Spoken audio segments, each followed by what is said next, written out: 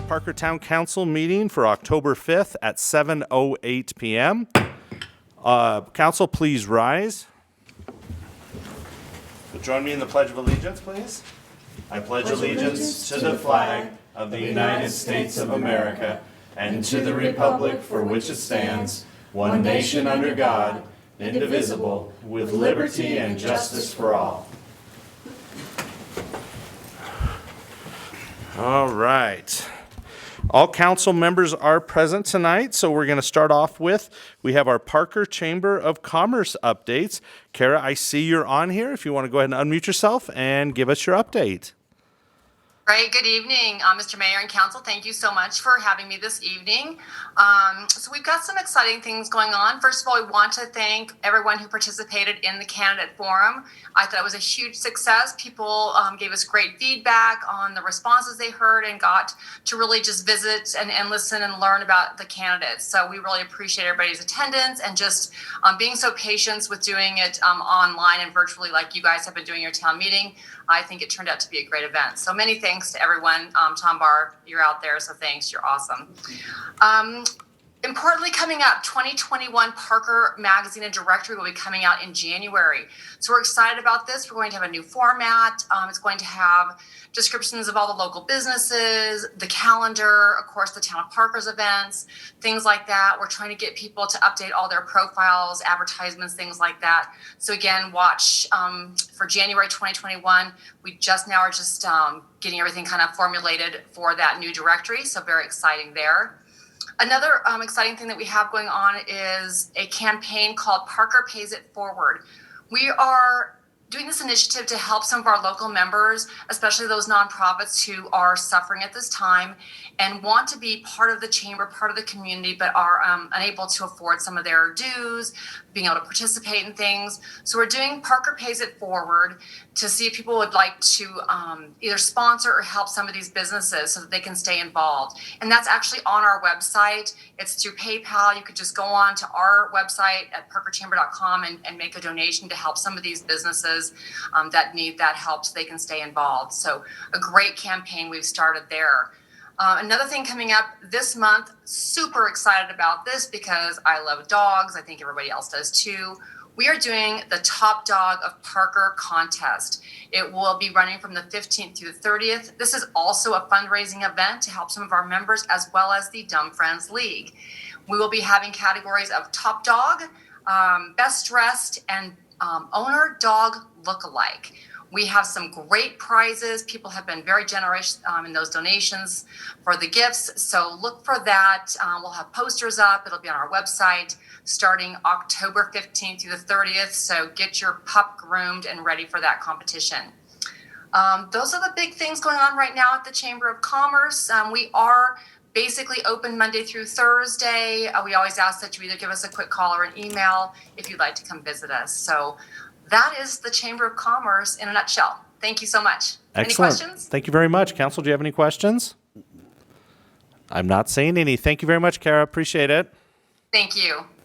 All right. Next up, we've got our Downtown Business Alliance updates. Chris, I assume that you're not here just for your dancing skills. You're here to give us an update. Thank goodness for all of us, right? So thank you, Mr. Mayor, and thank you, town council members, for having us, and thank you to the town staff for all the hard work that you do. We really, really appreciate it. This month for us is really about election season. So as the chamber held their candidates forum, we're doing the same thing. We have a town council candidates meet and greet coming up October 8th at 6 p.m. There are a limited number of spots for in-person attendance. It's being held at Deep Space. You can find on our Facebook page a way to mark your attendance at the meeting, or reserve your spot, I should say.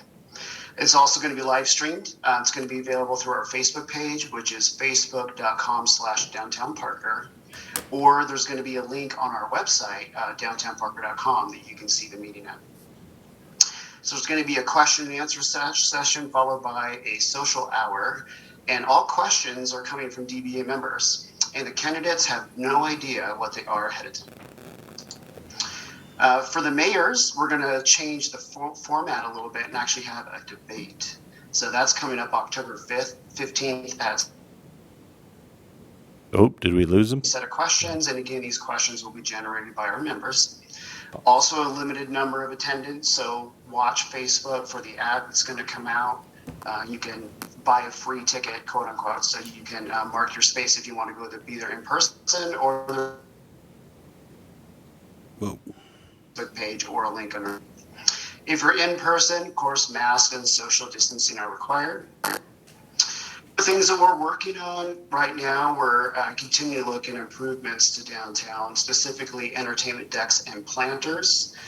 We did a due diligence trip to Castle Rock, as we briefed you on last time, and we're trying to emulate some of the things they're doing well over there. So we are in discussions with the town regarding design requirements, and after that, we'll be able to finalize a design and then therefore a budget. Our goal is to have them in place by spring of next year. And lastly, on the marketing front, we've hired a marketing manager for the first time ever, so we're excited about that. And we've entered into a contract with the town as a sponsor of your holiday events. So that's all we have from the DBA at this time. Excellent. Thank you very much, Chris. Council, do you have any questions for Chris? Thank you, Chris. Doesn't look like it. All right. Thanks, buddy. Appreciate it. All right, thank you. All right, next up on our agenda is general public comment. General public comment items can be submitted by citizens for items that are not on our agenda. They have to do that at our website, parkeronline.org, by 5 p.m. of a council meeting night, and then those are distributed out to council. Next up, we've got reports, items, comments from mayor and council. How about we start with Mr. Rivero? Just the campaign right now, Mr. Mayor. We had Public Works and Engineering liaison meeting this afternoon prior to council, and I think that's it. I'm going to let it go from there. All right. Cheryl? Yeah, we did have a meeting earlier with community development, but Thank you. I think that was just a review of some things that are pending and nothing major to report. Okay. Jeff? Let's see, I attended the Chamber of Commerce Liaison Board meeting on the 22nd, as well as the Candidates Forum with Councilman Rivera and Dyak, and yeah, other than the campaign, that's it. Debbie? I really don't have anything to report. I would just like to thank all the people, and especially staff, that have texted, emailed, and called with their condolences. So thank you, everyone. John? Thank you, Mr. Mayor. On the 22nd, I attended Parker Bike to Work Day. It was something that, as a Dr. Cog person, I needed to be there. So I was glad to see a few people. You ride your bike? I did not ride my bike, Debbie. I used the multimodal trail to walk to the location. But it was great to see staff and bikers showing up. We all were at, except for Councilmember Lewis, the budget retreat. So we went through the budget and asked questions and were informed. Also participated in a Harvey open space hike on the 27th. For those people who have not been able to participate in one of these, strongly encourage the Douglas County Land Conservancy. If you go on their website, they pop these hikes up every couple months. So please feel free to enjoy our open space so close to the town core. And I also attended the police liaison on the 29th. Myself and Officer Serapis, Councilmember Tobruk had some personal matters to tend to that came up at the last minute. So I got a chance to just talk with Chief Serapis on various matters. Thank you.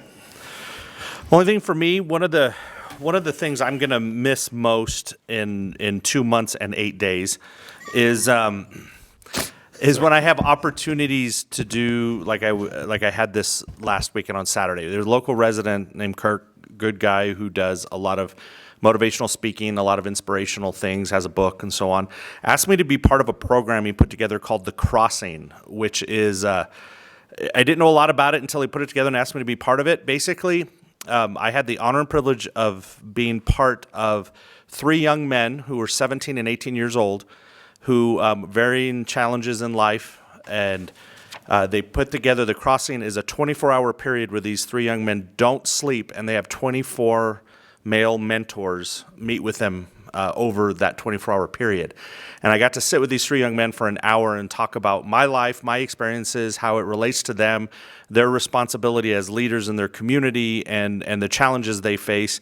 It was eye-opening, heartwarming, and truthfully one of the most incredible moments that I've experienced as being mayor.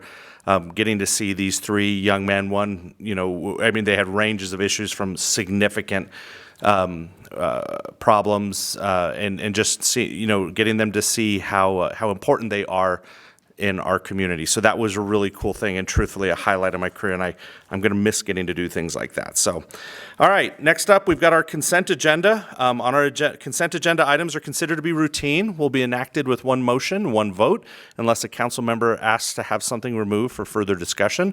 Ordinances that are on the consent agenda are for introduction only and will not be removed.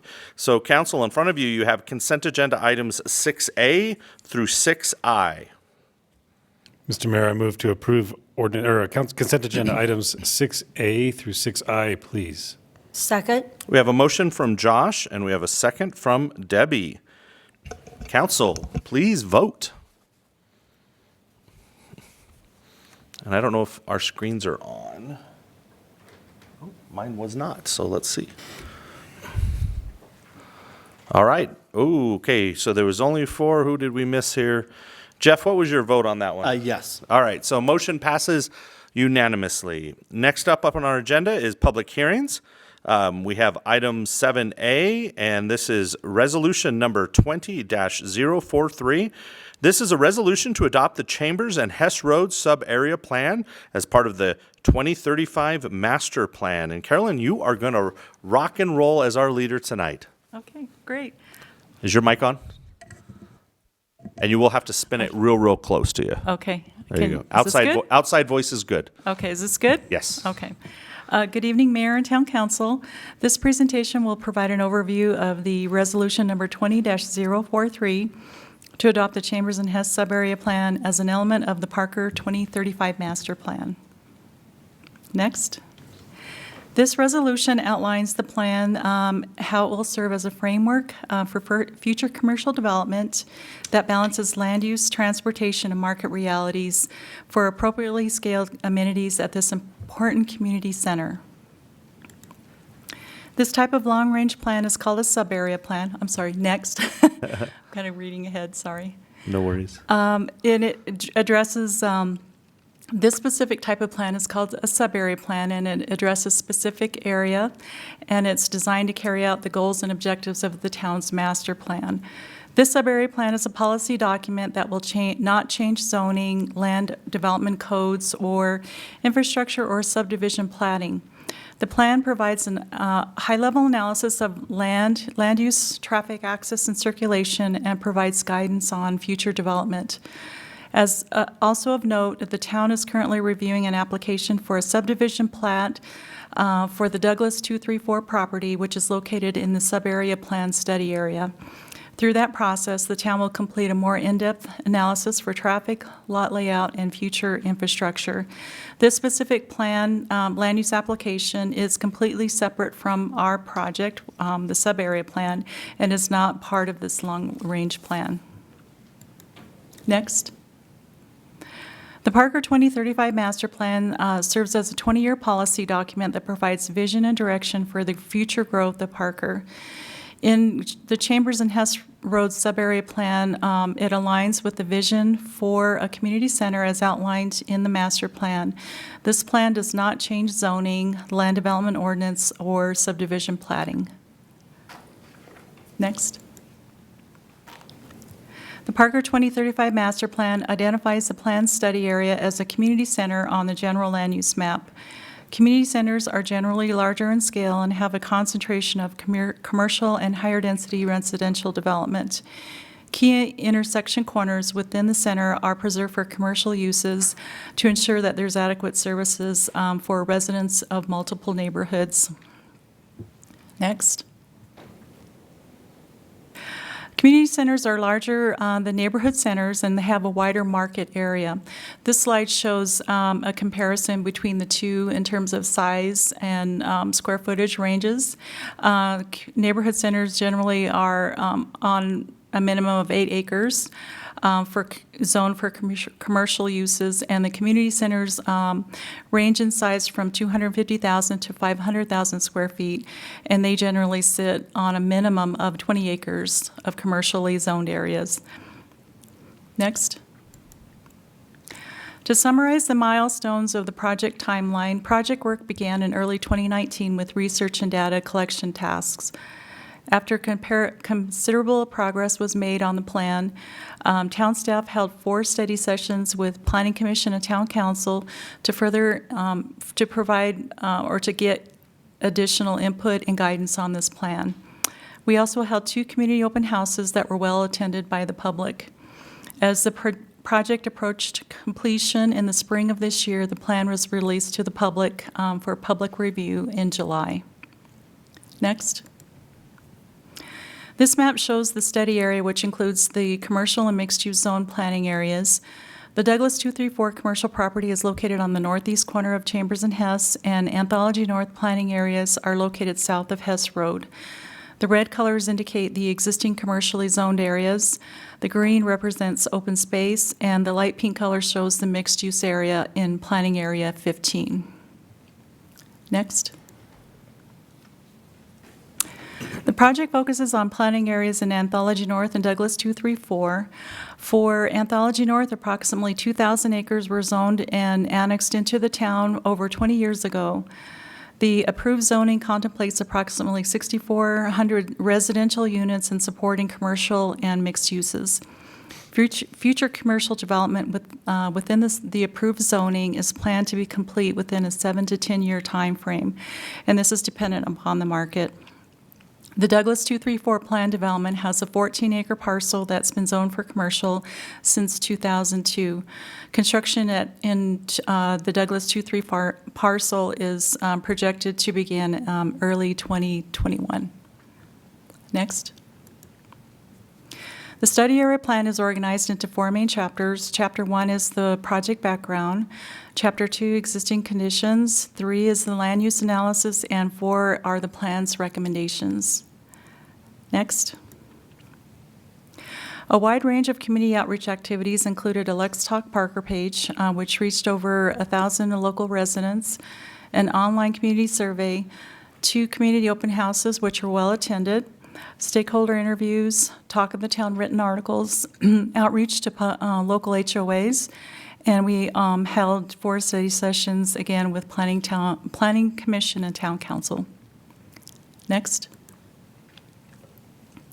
To summarize what we heard from the community, 3 common themes emerged during the public engagement activities. The first common theme centered around a vision for an appropriate character for the built environment. The second theme focused on desired neighborhood amenities, and the third theme focused on community goals for recreation and open space. Next. The vision statement for the plan describes the community center as a distinct, vibrant, mixed-use town center with an enhanced public realm that's walkable and bikeable. New development will have enhanced buffers and connectivity between uses. Oak Gulch will be preserved as open space and a regional trail corridor, and neighborhood and commercial areas will be interconnected through trails and gathering places. Next. The existing conditions chapter focuses on an assessment of demographics, housing trends, existing commercial development, market conditions, and site analysis. Next. It's important to note that there are 3 existing commercial retail centers located near the study area.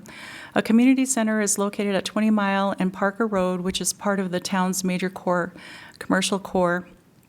This area consists of 5 retail centers with a total of 1.2 million square feet of commercial uses, which includes the Kohl's, Target, and Walmart developments.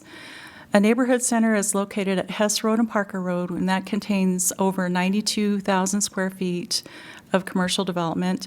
And then a community center is located at Stroh and Parker Road, and that contains 189,000 square feet of commercial development, and that includes the King Soopers grocery store. Our consultant economic planning systems examined market conditions for the study area. Their forecast stated that this community center is estimated to potentially support up to 350,000 square feet of commercial space which may include a grocery store, retail, office, and personal services. To give you an idea of the scale of a 350,000 square foot commercial development, the Parker Valley Center, which is located at 20 Mile, it is over 280,000 square feet, and it contains the Target and inline retail developments. Next. The land use analysis examined topography, drainage, floodplains, wildlife, and land use, and we also included a high-level traffic analysis for potential accesses into the planning areas. Next. So the land use concepts recognize the character and surrounding environment of existing neighborhoods in the study area, as well as the need to encourage appropriately scaled commercial development while preserving natural features. To summarize both land use concepts, commercial development will occur in a planned and organized manner to create a strong visual and physical connection to the Oak Gulch area. Commercial development is concentrated at key intersection corners and major street frontages. Mixed use will be concentrated along the interior portion of Planning Area 15. Grocery-anchored commercial will be planned for Planning Area 18 with retail located along Hess Road.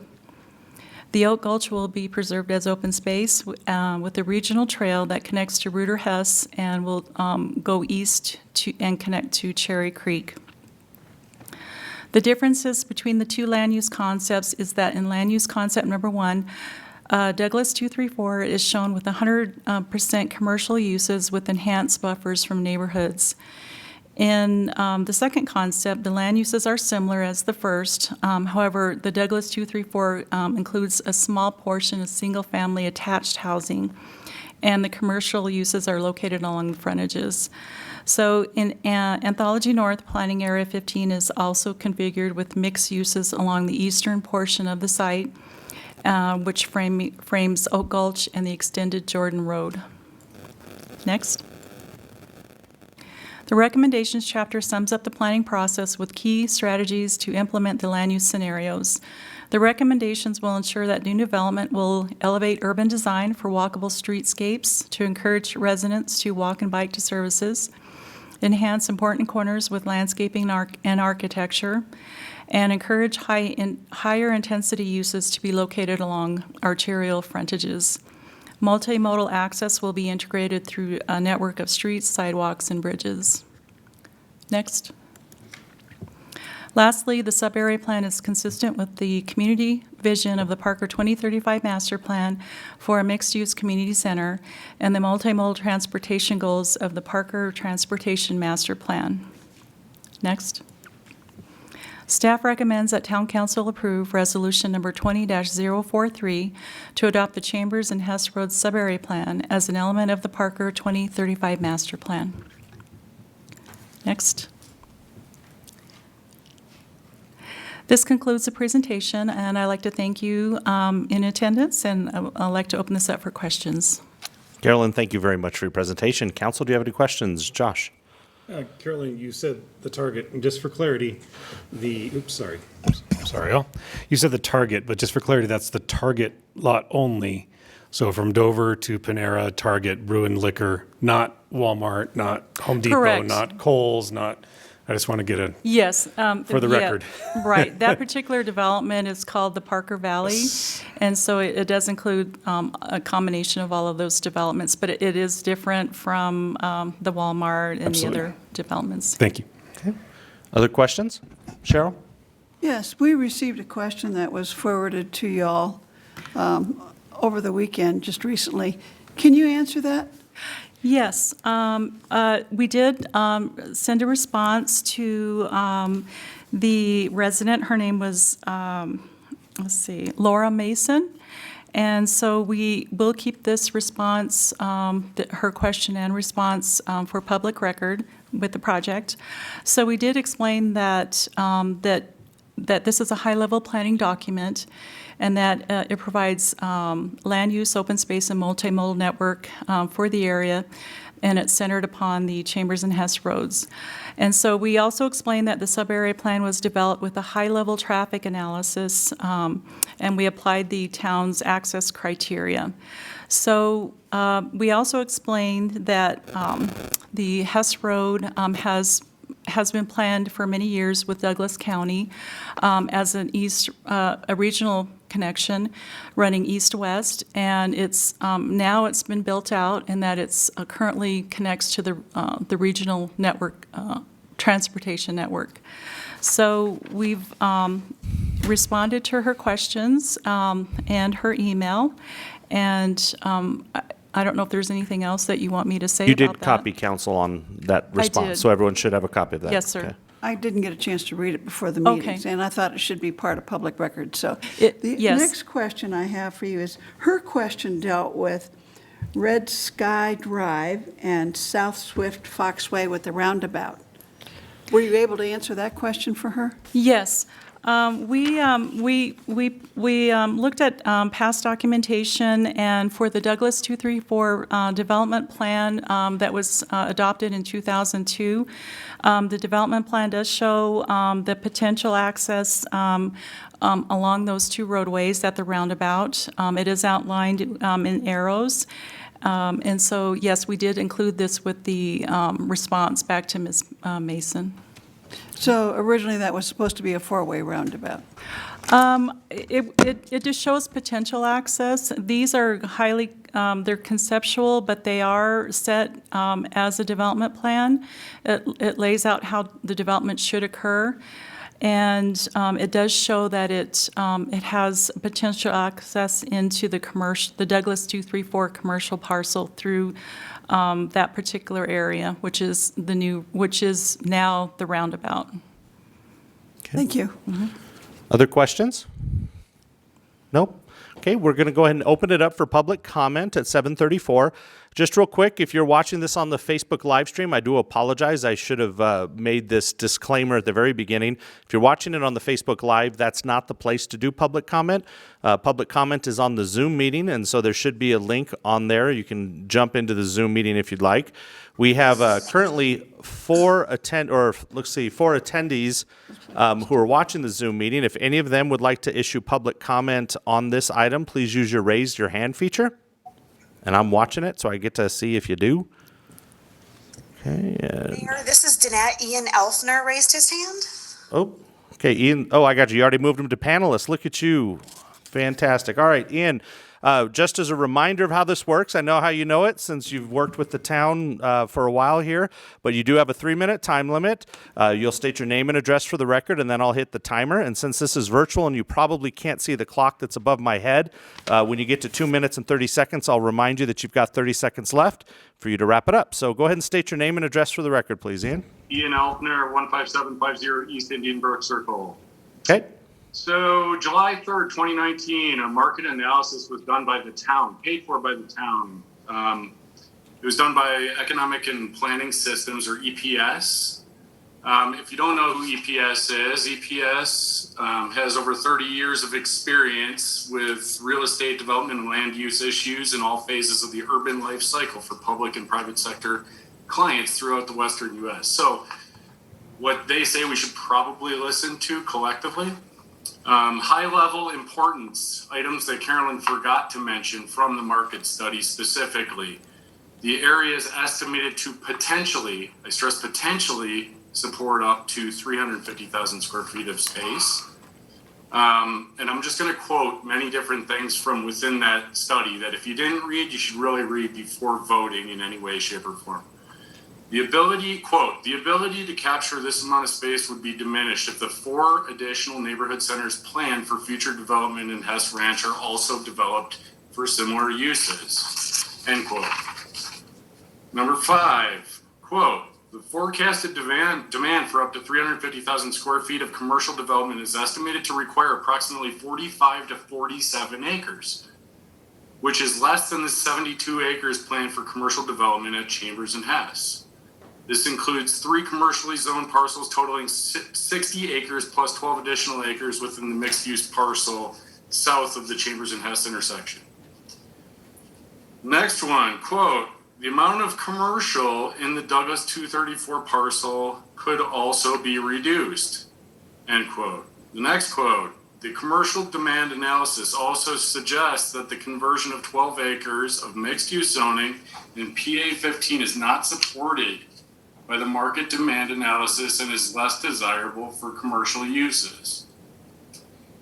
The next one, quote, the suggested land use adjustments would reduce the amount of commercial land to the 45 to 47 acres of land that are estimated to be supportable at this community center location. Next quote, there is too much commercial space planned for South Parker area. The number and size of future neighborhood centers should be reevaluated as part of a future comprehensive plan update. You have 30 seconds left, Ian.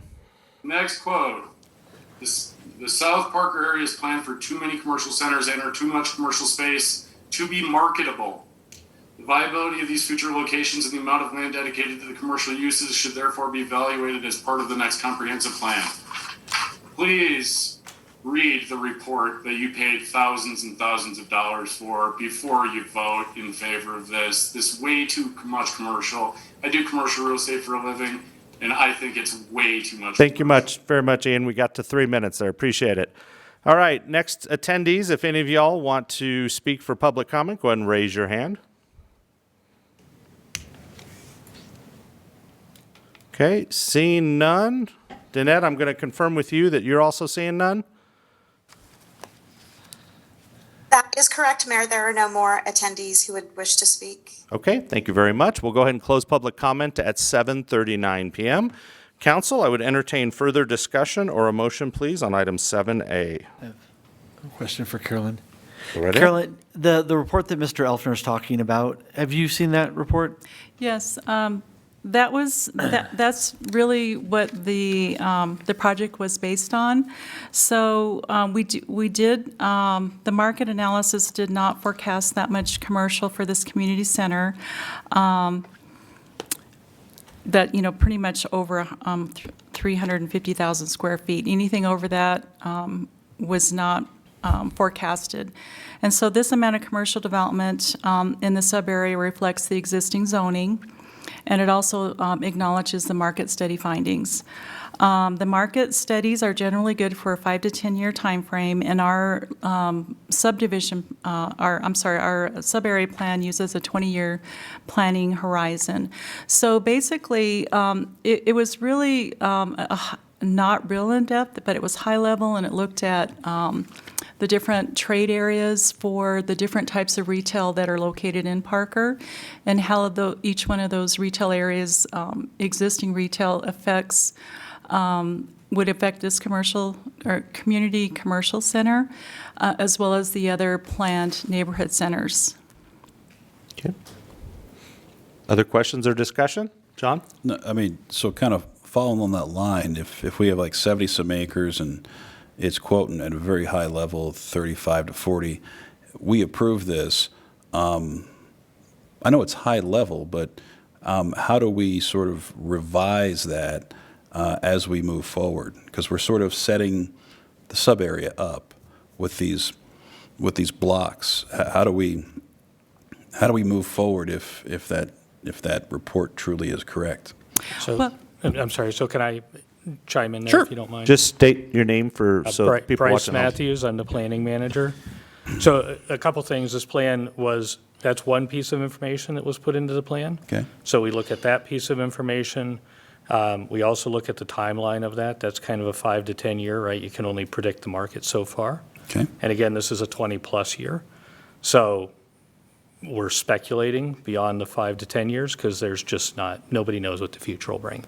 And the second piece of that is the reflective zoning and the zoning rights that are out there right now. Mm-hmm. There's that commercial land, the bulk of it exists today. Yeah. And so the plan is supportive of that existing zoning. So if we were to, I guess, say, reduce the level to the report, then we would have an issue with the existing zoning with those people who have the zoning rights or property rights, so to speak. So in order to fit fit the report that Mr. Elfner was talking about, we would have to go back to landowners and say, could you please revise your zoning to fit this in a high level? So right, the sub-area plan itself doesn't change the zoning, but the recommendation could conflict with the existing zoning that's out there. Okay, so at some point in the future, we would probably have that conversation with the landowners of those commercial pieces to potentially maybe do something different if that report holds correct. Right, those landowners could come to us in the future. Okay, thank you. Okay. Other questions? Cheryl? Carolyn, can you address what would be going into a mixed-use zoning area?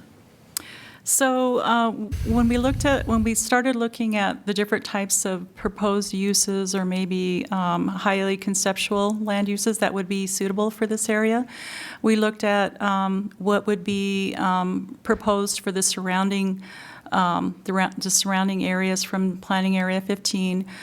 To the east is a school campus that will be going in that area. And then to the south would be residential units. And so to the west would be the open space, and then Oak Gulch, it would be to the north. So we looked at possibly destination-type land uses for that mixed-use area. So that would consist of the type of land uses that you would go possibly to, kind of similar to downtown, where you have uses where you can go and park and walk around and shop, visit the restaurants. And it also would have to be family-friendly because of the high school campus, high school and middle school campus that would be located to the east. And so we also wanted to have that area to be, have lots of public spaces, gathering spaces, and pedestrian accessibility so that people can walk around all different parts of the whole planning areas and interact on foot, on foot or bike. So that does not include industrial uses, correct? No. Okay, thank you. Other questions? I would entertain a motion on item 7A, please. I move to approve resolution number 20-043, please. Second. We have a motion from Josh, and we have a second from John. Council, please vote.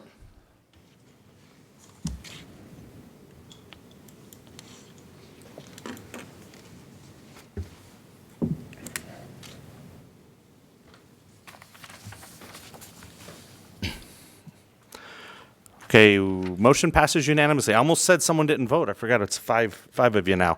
Motion passes unanimously. Next item on your agenda is item 7B. This is ordinance number 1.539.3 on second reading. This is a bill for an ordinance to adopt the 2020 revised budget for the town of Parker and to make appropriations for the same. Rhonda, you are going to lead us through this presentation tonight. I am. I don't have to.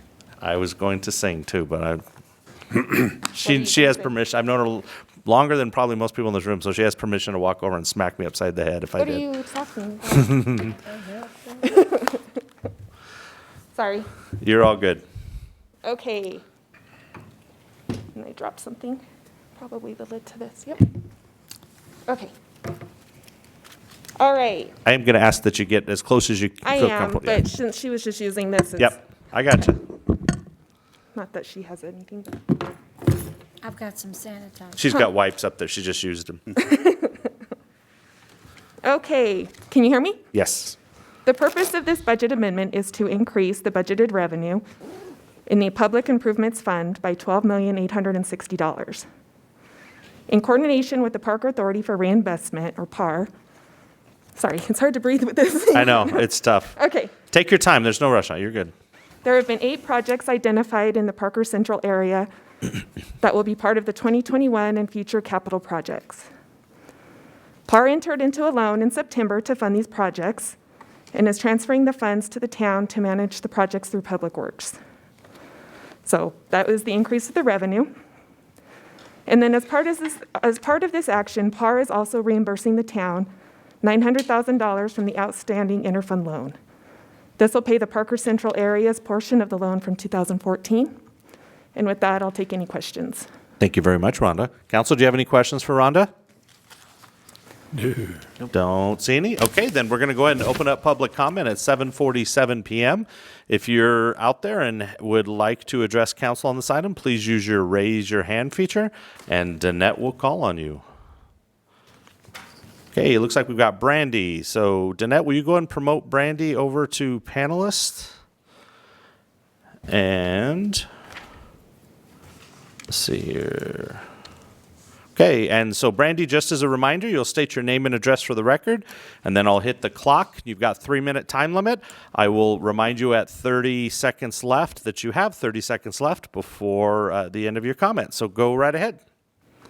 Hi, my name is Brandy Wilkes. I live at 17402 East Newtown Parkway, Parker, Colorado, 80134. Okay. I guess my only comment isn't really a comment, it's a question. So what, and maybe you addressed this, so I apologize, but what would the increase in the budget, what would those funds be allocated for? And by increasing the budget, does that also there in turn have any effect on the taxes or the use for the existing budget that the town has?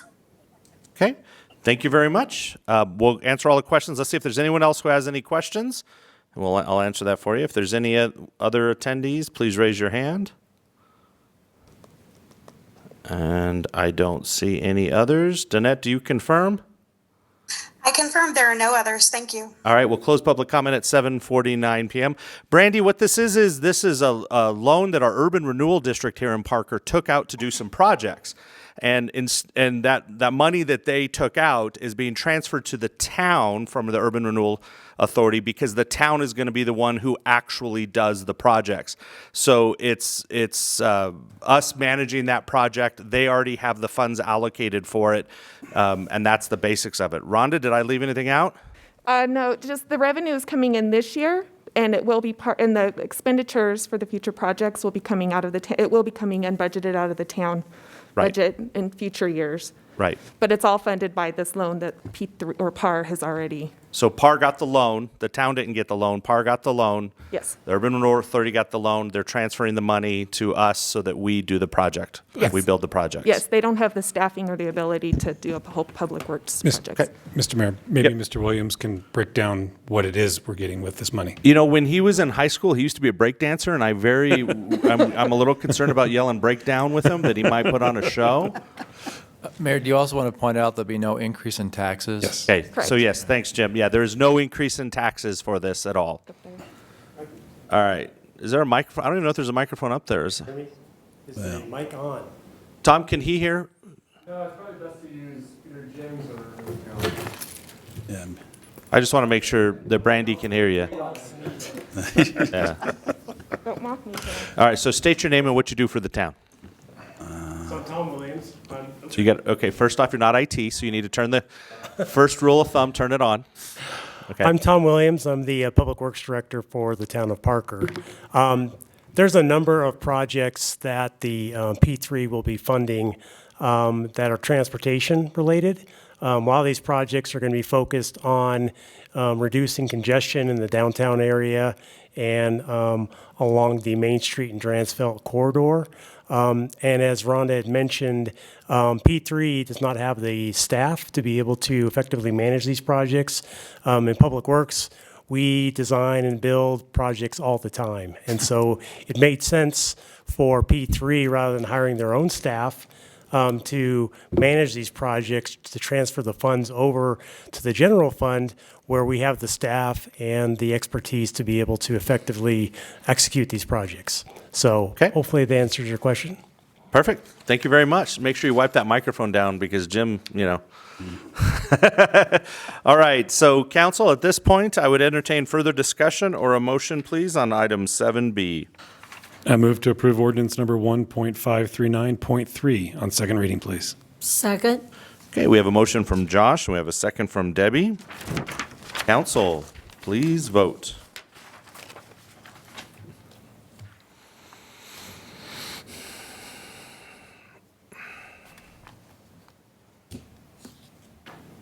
Motion passes 4-1 with the one no vote being from Cheryl Pogue. And with that, I would request an opportunity to explain my no vote. Okay. Cheryl, just for the reference, when we go through the process and I stop and I say if there's any further discussion or a motion from council, you always have the ability to stop and say, I'm going to vote, what your opinion is on it, just so you know. You don't have to request extra time. You can do it then too. So please go right ahead. Okay, the reason I voted no, and I voted no against the loan as well. The loan had to be closed, or the money had to be spent within 3 years. And I felt it was wrong to take a loan out to fund projects that hadn't been fully developed yet. And at the same time, I asked, what happens if you don't spend the money within the 3 years? And the response was that it would have to return to those individuals, which is the special districts, including the school district and a lot of our special districts, because it came from Urban Redevelopment Authority funding. And that froze some of the property tax levels that these entities could derive funds from. And I would have much rather seen that money go back to those funds rather than do a loan early so they could just use the money up. And that's why I voted no. Okay. All right. Next item on your agenda is item C. Let me see here. Yes, item 7C. This is the Bowie property annexation and zoning. Council, I will need a motion to continue items C1, C2, and C3 to a date certain of November 2nd, 2020. I was going to say, I'll so move to Okay, we have a motion from those items Cheryl. to the November 2nd date. Second. We have a motion from Cheryl and a second from Josh. Council, please vote when that box pops up.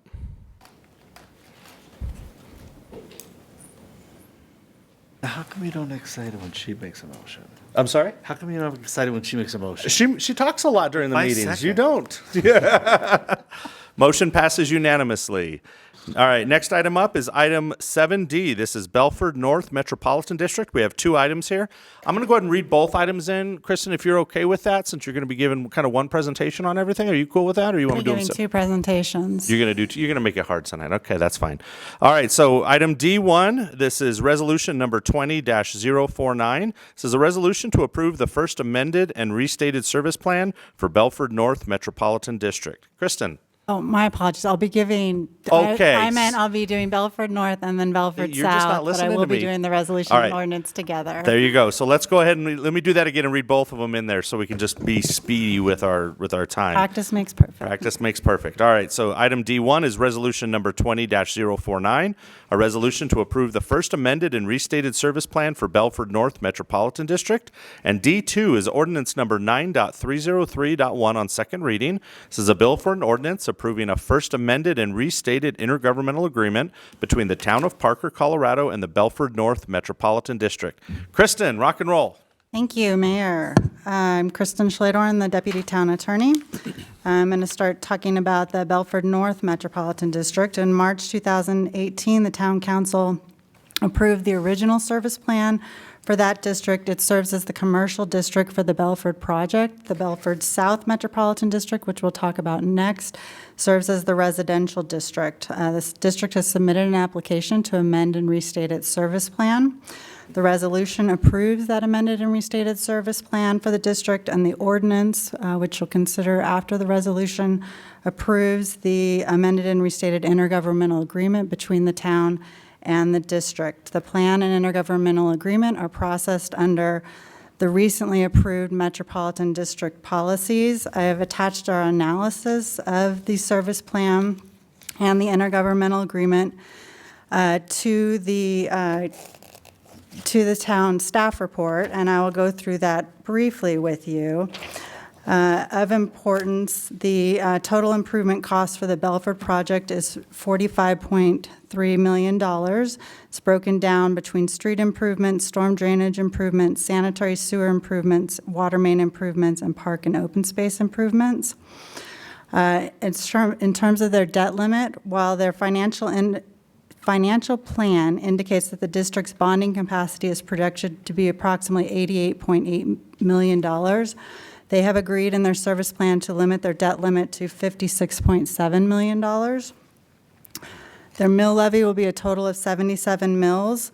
This is in accordance with the approved Metro District policies. It is comprised of 57 mills for debt service, 10 mills for operation and maintenance, 5 mills for regional infrastructure, and 5 mills that will be remitted to the town as part of the town capital and maintenance mill levy.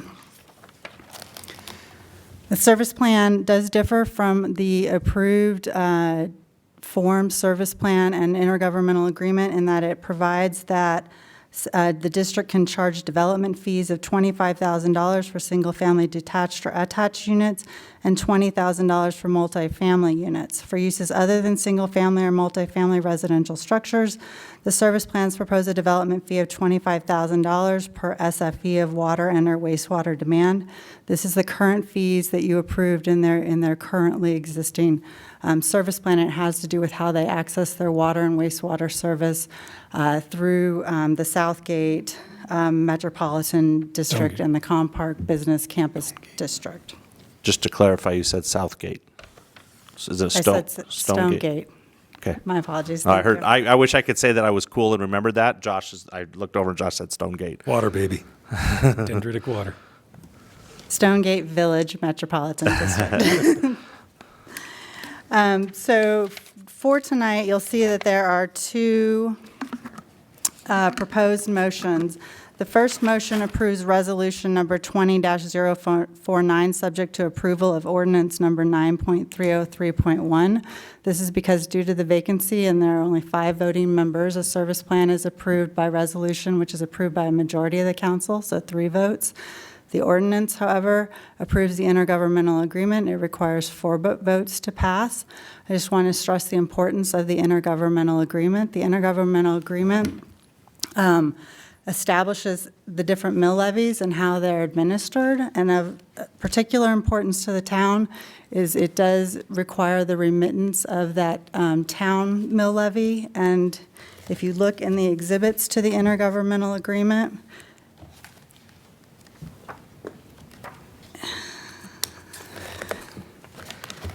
it does provide how those different mill levies can be used both by the district and by the town. We do have on the line Tom George. He is the attorney for the district. He has a presentation as well on the service plan and intergovernmental agreement. Okay. Before we go to Tom, Council, do you have any questions for Kristen? I do. Cheryl?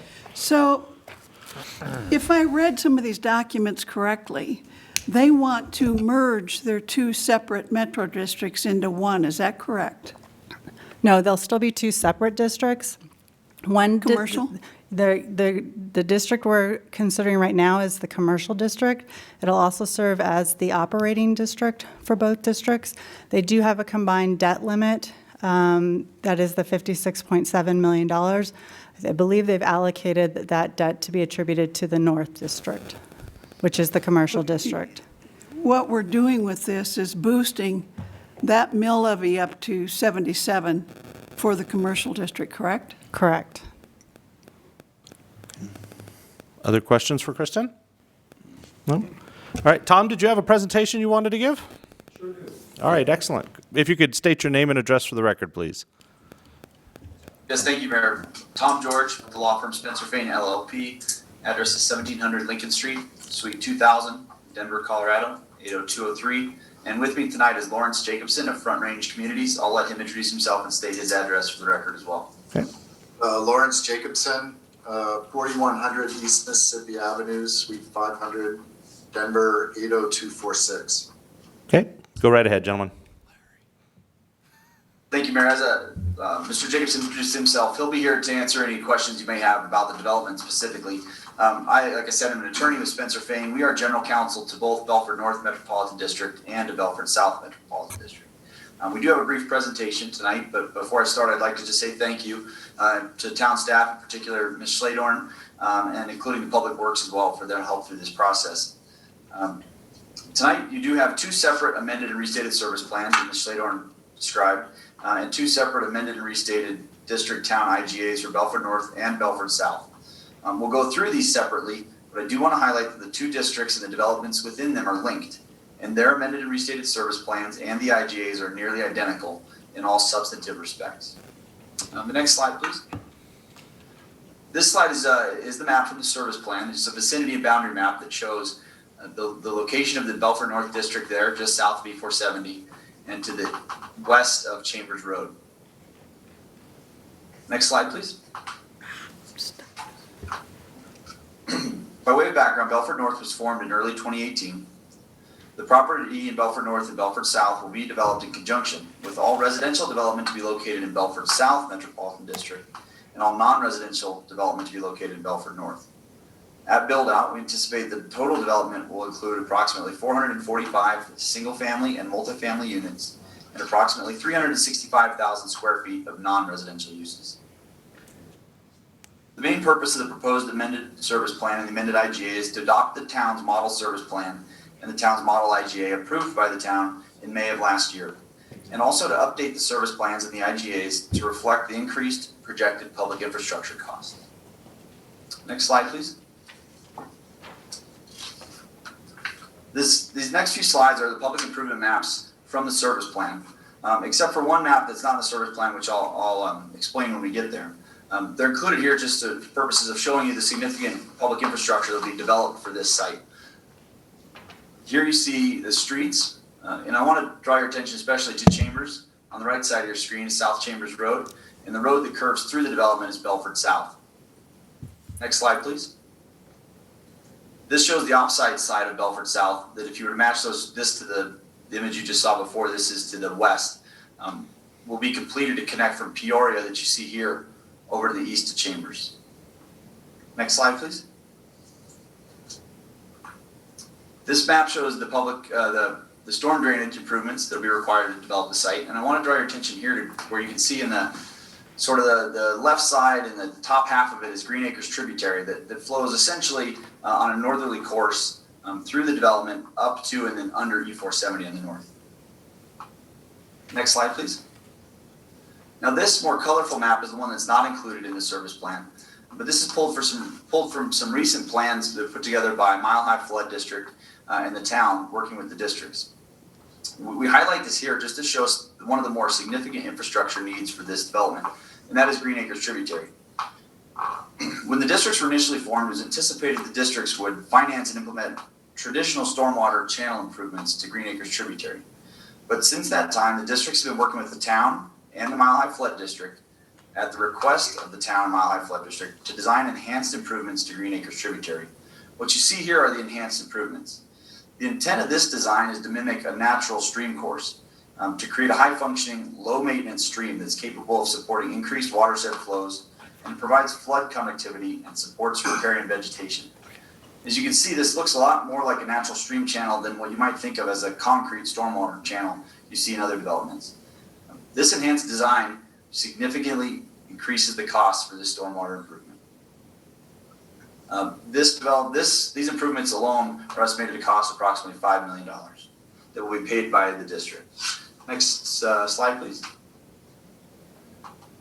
This slide shows the sanitary sewer improvements for the development. The next one will be water, and I do want to just note that Ms. Schladorn said as well is that the water will be provided to the development from Stonegate Village Metropolitan District through Compark Business Campus Metropolitan District. It's located on the north side of E470 from here.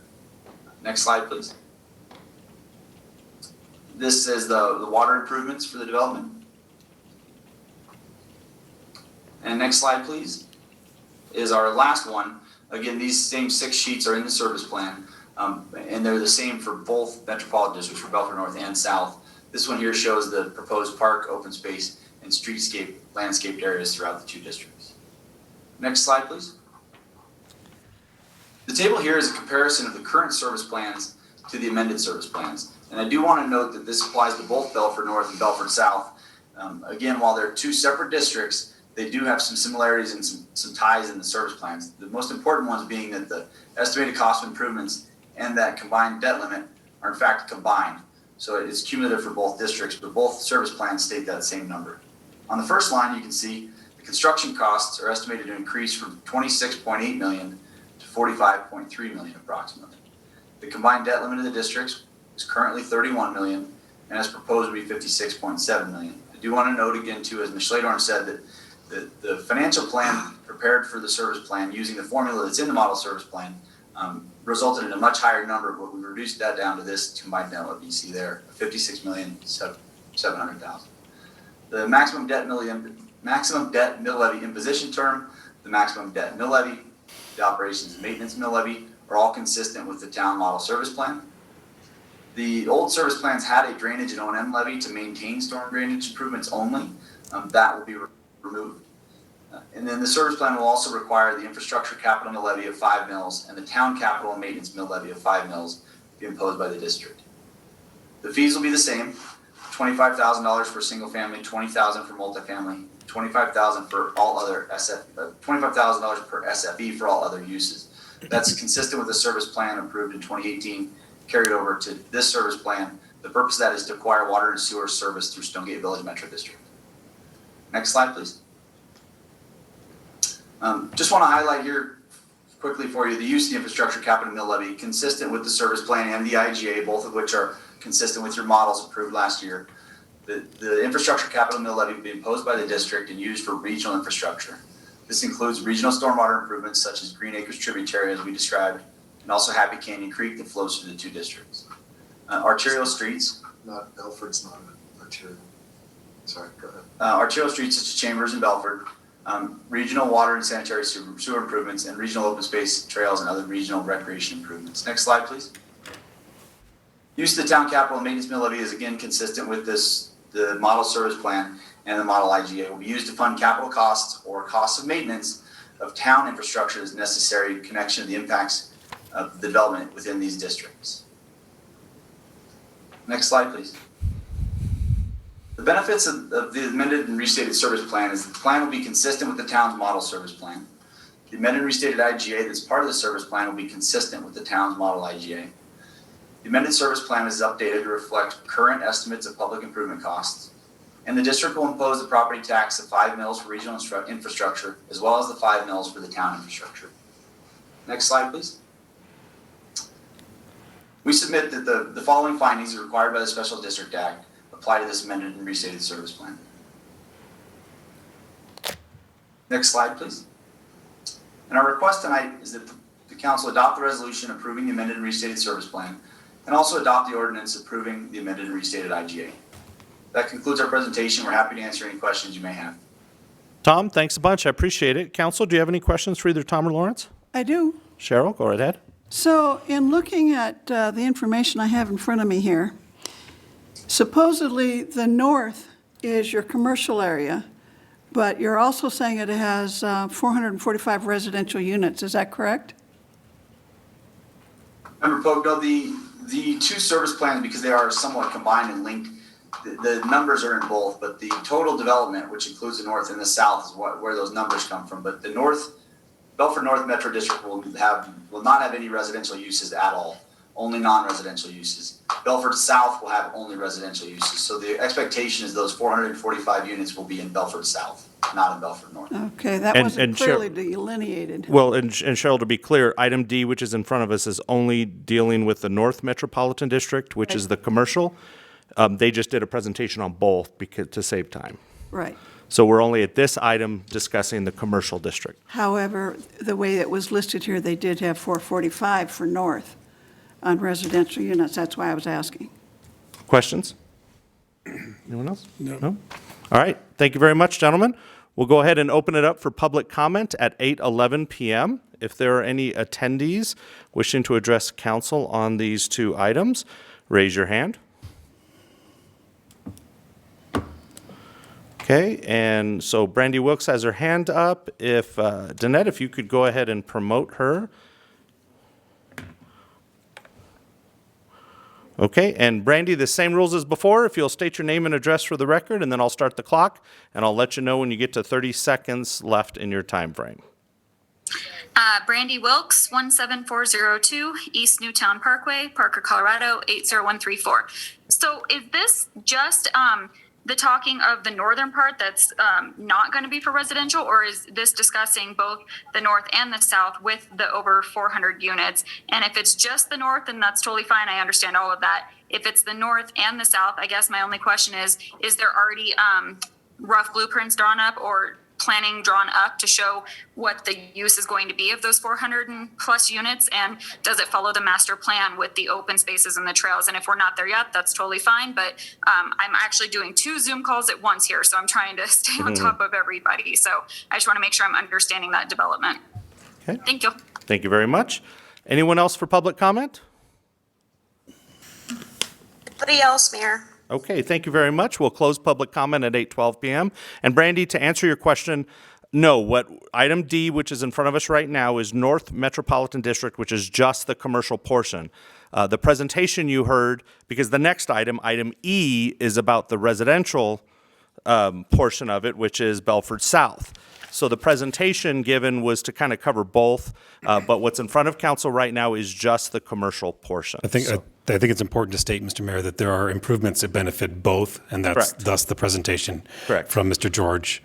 The water improvements, the sewer improvements, the road improvements, and definitely the tributary improvements benefit the entire area. Right. We do have them separated out because we have one council member who has a conflict of interest and can't be here for the second portion.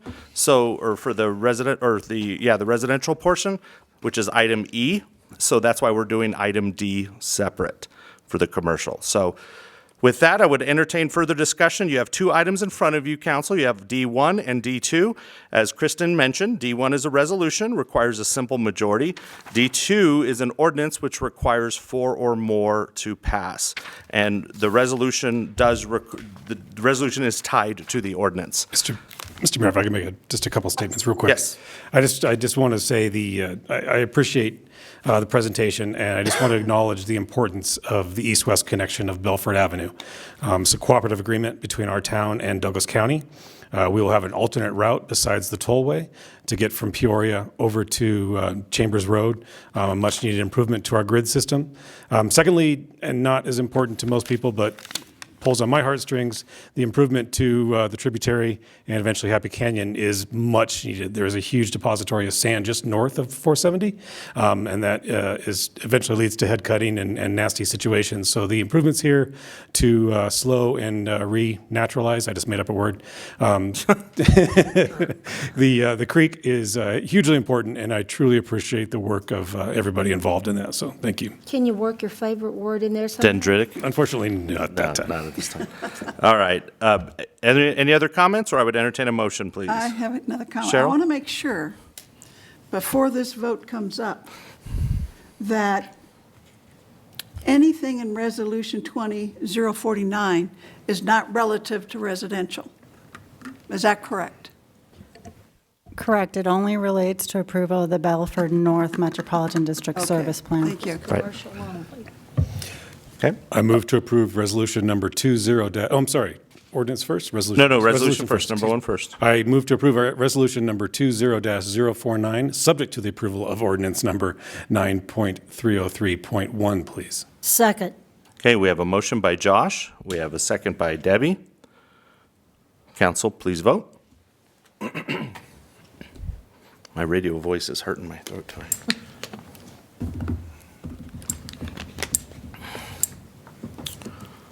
Motion passes unanimously. Next item is D2. I move to approve ordinance number 9.303.1 on second reading, please. Second. We have a motion by Josh and a second by Debbie.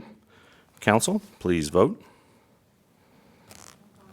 Oh, okay. I talked too fast. Jeopardy music. I know. I need that button up here. Do-do-do-do.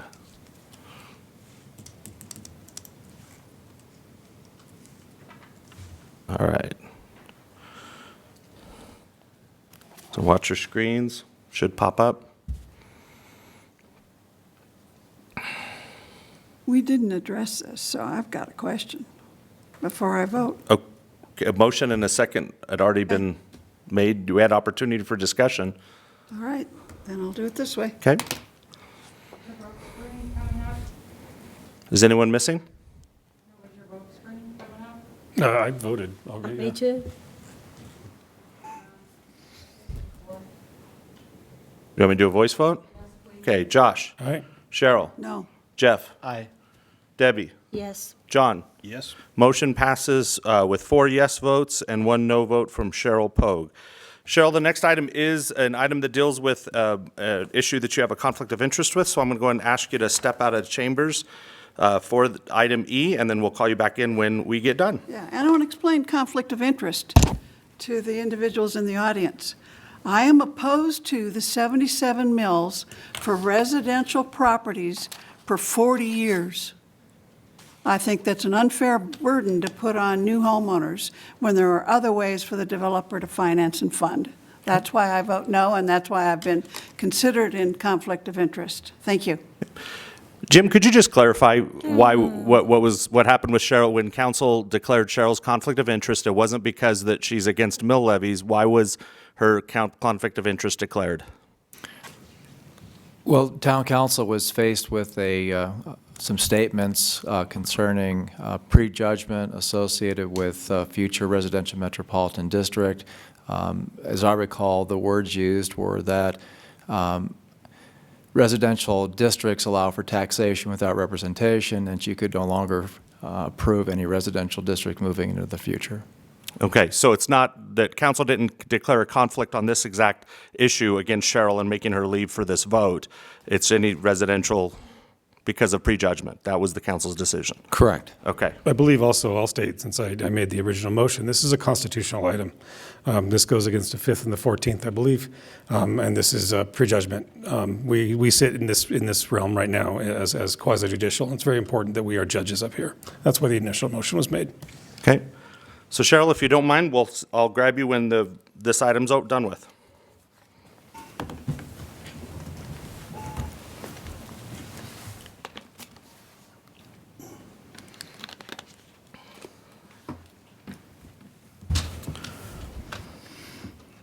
Okay, next item up is item E, Belford South Metropolitan District, and likewise we did with just the earlier one. There's two parts to it, a resolution and ordinance. I'll read both in. Kristen, you can jump in there after that. We have E1, which is resolution number 20-050, which is a resolution to approve the Second Amendment and restated service plan for Belford South Metropolitan District. And item E2, which is ordinance number 9.304.1 on second reading. This is a bill for an ordinance approving a Second Amendment and restated intergovernmental agreement between the town of Parker, Colorado and the Belford South Metropolitan District. And just as a reminder, council, these two are tied together just similarly to the other one, the Belford North, which you just heard. So, Kristen. Thank you, Mayor. Kristen Hoffman, Deputy Town Attorney. I will make this an abbreviated presentation, as most of it is the same as the presentation you just heard for Belford North Metropolitan District. Differences in March 2016, the Town Council approved the original service plan for Belford South Metropolitan District. The service plan has already been amended and restated once before, and that happened in March of 2018. As I think we nailed down before, Belford North serves as the commercial district, and Belford South, that's under your consideration now, serves as the residential district for the project.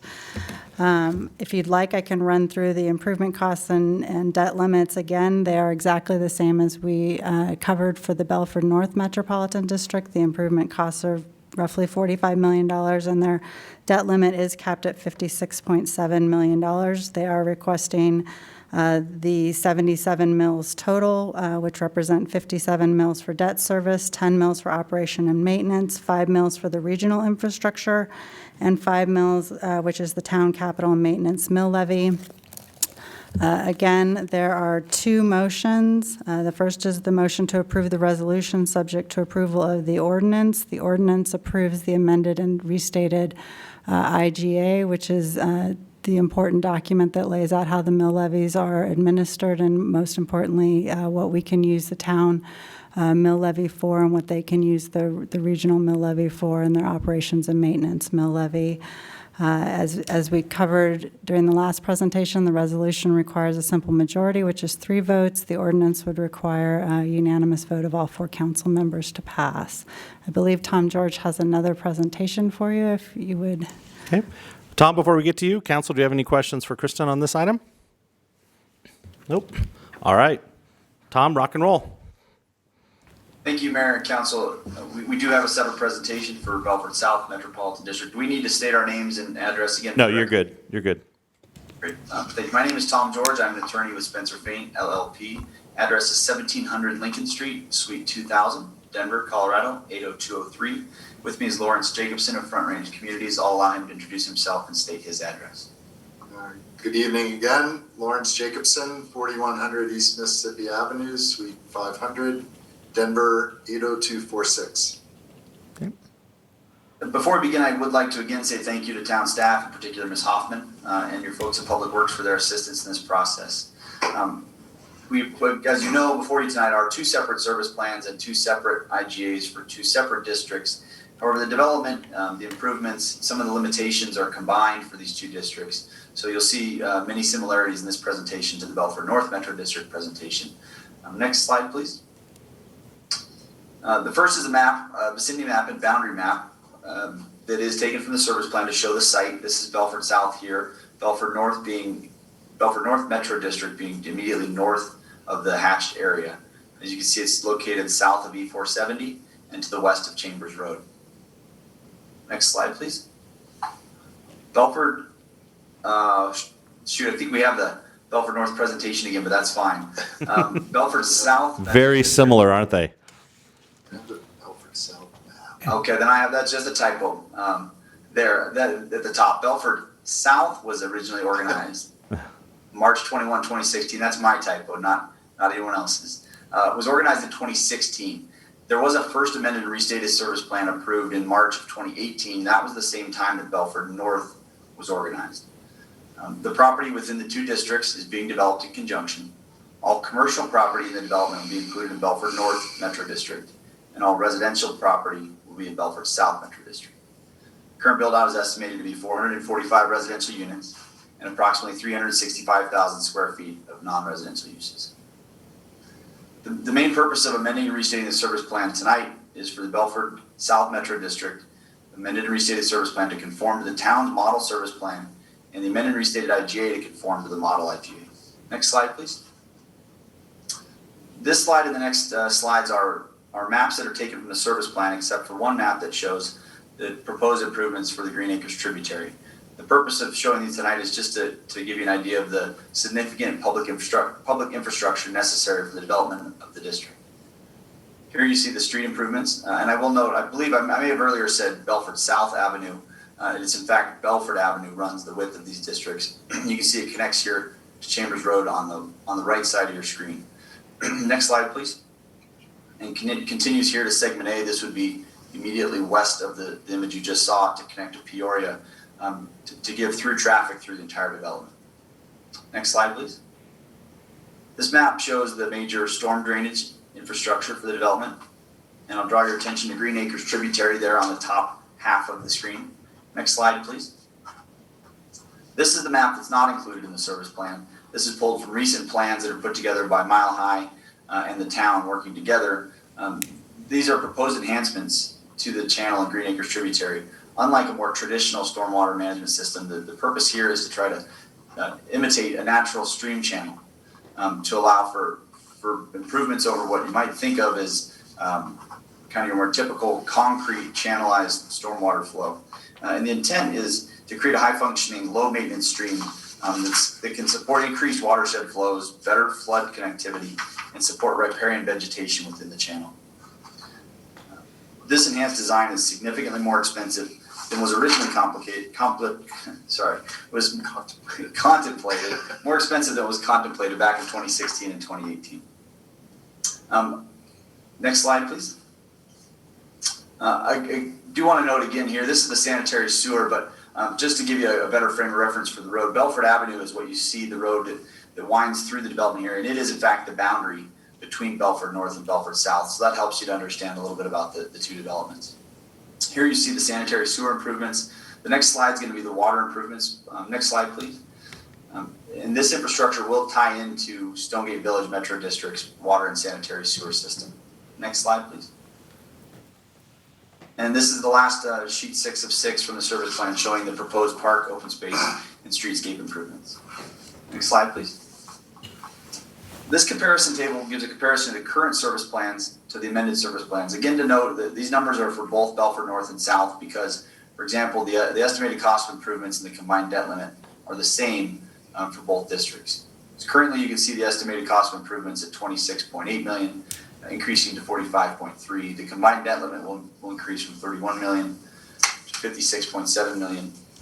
The maximum debt mill levy imposition term, the maximum debt levy, the operations and maintenance mill levy, the infrastructure capital mill levy, the town capital and maintenance mill levy will all be imposed consistent with the town's model service plan.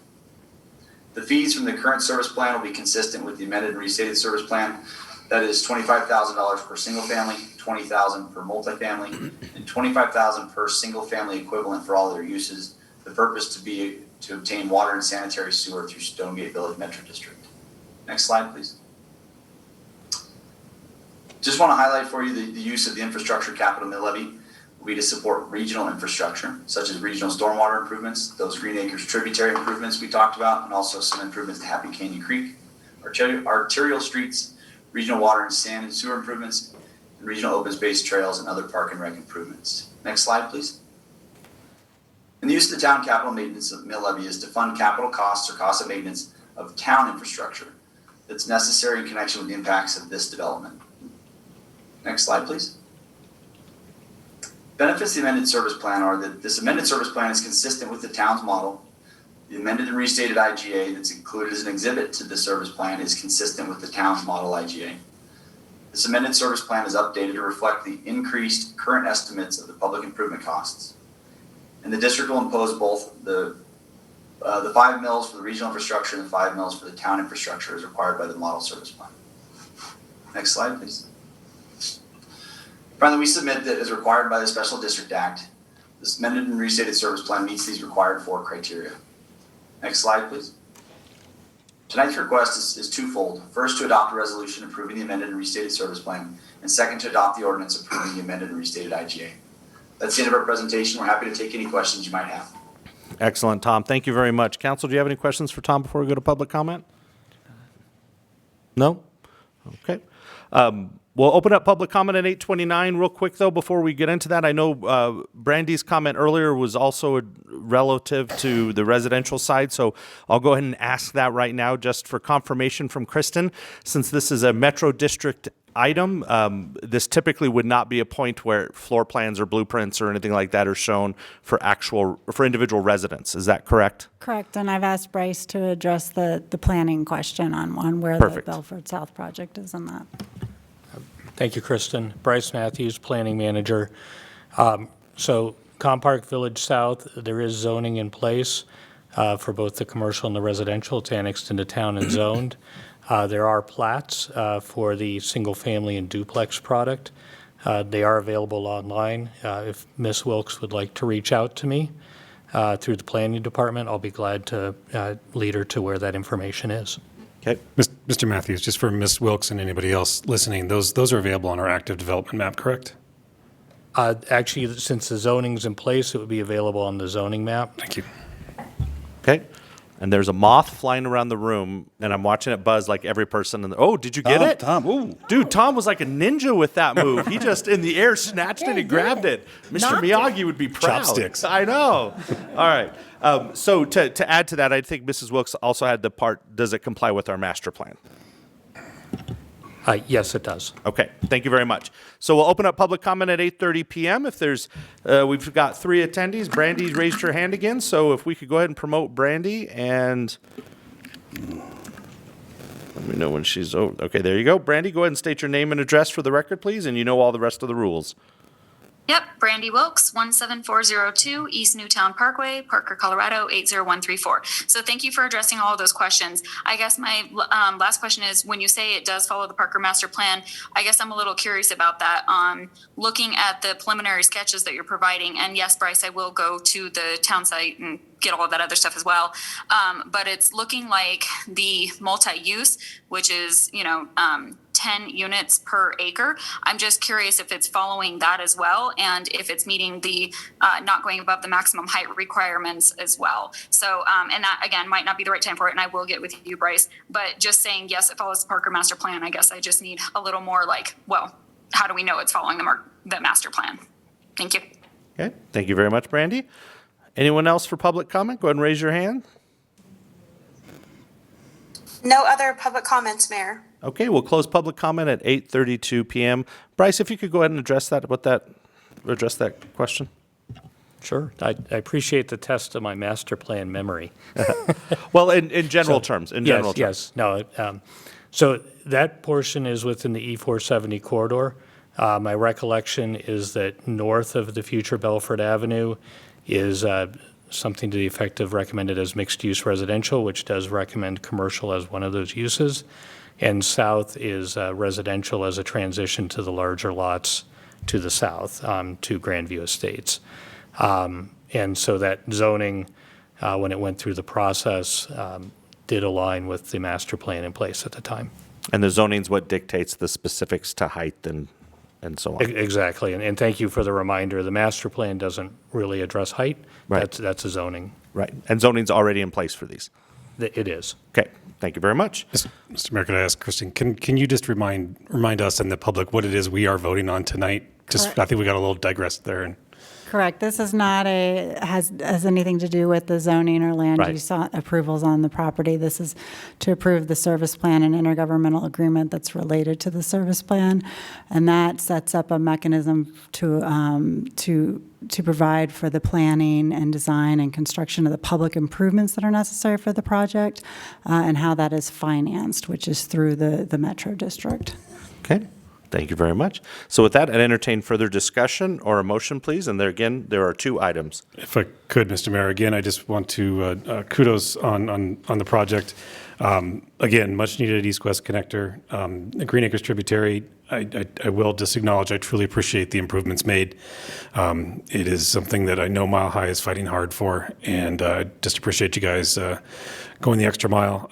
Secondly, I do want the public to know we at this council seated now, I believe we're unanimous in the sense that we believe growth pays for growth. And what we're doing tonight is allowing that to happen. This has a ongoing town maintenance plan, which allows our town to allow those residents to pay for their area. And this burden does not carry on, or should not carry on to the greater Parker neighborhoods. So this is what we're after. This is the epitome of what I think we were looking for in the future. Secondly, lastly, on the Belford Avenue, again, the east-west connector is important in the sense that these residents could take alternate routes to Peoria and then E470, or Peoria and then Lincoln, which then takes the load off of our system, which would be Chambers. So again, very, very important all around in the big picture. So again, I thank you gentlemen very much for the presentation tonight. Okay. So with that, I'd entertain a motion, please. I move to approve resolution number 20-050, subject to approval of ordinance number 9.304.1. Second. We have a motion from John and a second from Josh. Council, please vote.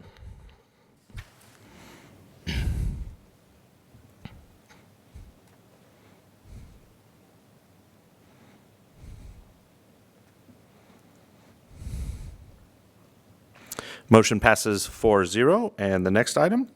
I move to approve ordinance number 9.304.1 on second reading. Second. We have a motion from John, and we have a second from Debbie. I'm saying it slow, so Chris will have a chance to get. There we go. Council, please vote.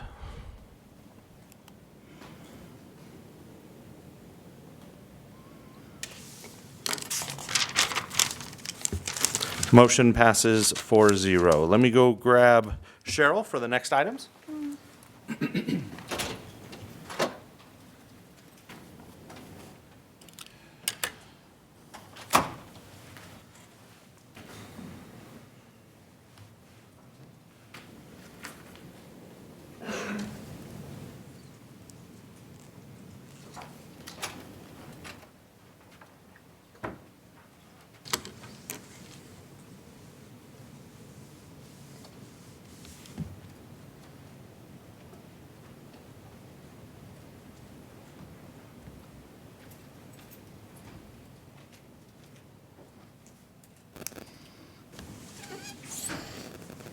Checking scores, Johnny. No. I think let me check. Thank you, I've got it. All right, next item on our agenda, we're into item 8. These are ordinances. Next up is item 8A. This is ordinance number 5.75.3 on second reading. This is a bill for an ordinance to amend section 6.02.040 of the Parker Municipal Code concerning exceptions to tobacco smoking restrictions. I have to say that in a bit. Tobacco smoking restrictions. Kristen, lead away. Thank you, Kristen Hoffman, Deputy Town Attorney. This ordinance will amend Section 6.02.040 of the Parker Municipal Code in order to comply with the requirements in House Bill 20-1001. That bill raised the minimum age of a person to whom tobacco products may be sold from 18 years of age to 21 years of age. This is strictly a housekeeping item. You will see that our code requires certain signage to be displayed in a retail tobacco business or in a cigar tobacco bar, and that language previously required that the signage refer to people being under the age of 18, and so it's simply changing the language to refer to those that are under the age of 21. From purchasing. From purchasing. Correct. From even entering those establishments. Okay. Council, questions? Jeff, you got another one? I heard you tense up, so I didn't know if you had an... You heard that all the way I heard it over there. I heard... Kristen, how can we restrict someone from entering this is a place where cigarettes and tobacco products are sold? A retail tobacco business, yes. The signage would require that it says smoking's allowed, persons under 21 years of age may not enter. And that's directly from the statute, that language. Okay. And then for the cigar tobacco bar, similar language, let's see. Smoking allowed, persons under 21 years of age may not enter. So that's correct, they may not enter those So businesses. then is that That's a state statute. okay. And we're just mimicking that language in our code. Okay. Okay. Cheryl. I do have a similar question because grocery stores sell cigarettes. So how are those exempted by this? I will have to pull the definition. I'm not sure I have it with me. No, it's just purchase. I think it's specifically cigarette stores or tobacco stores, i.e. liquor stores versus a bar versus cake supers. Yeah, but it's not clear here. Well, it sounds like if they're smoking on the premises, like a cigar bar, like Slow Burn or something like that, that.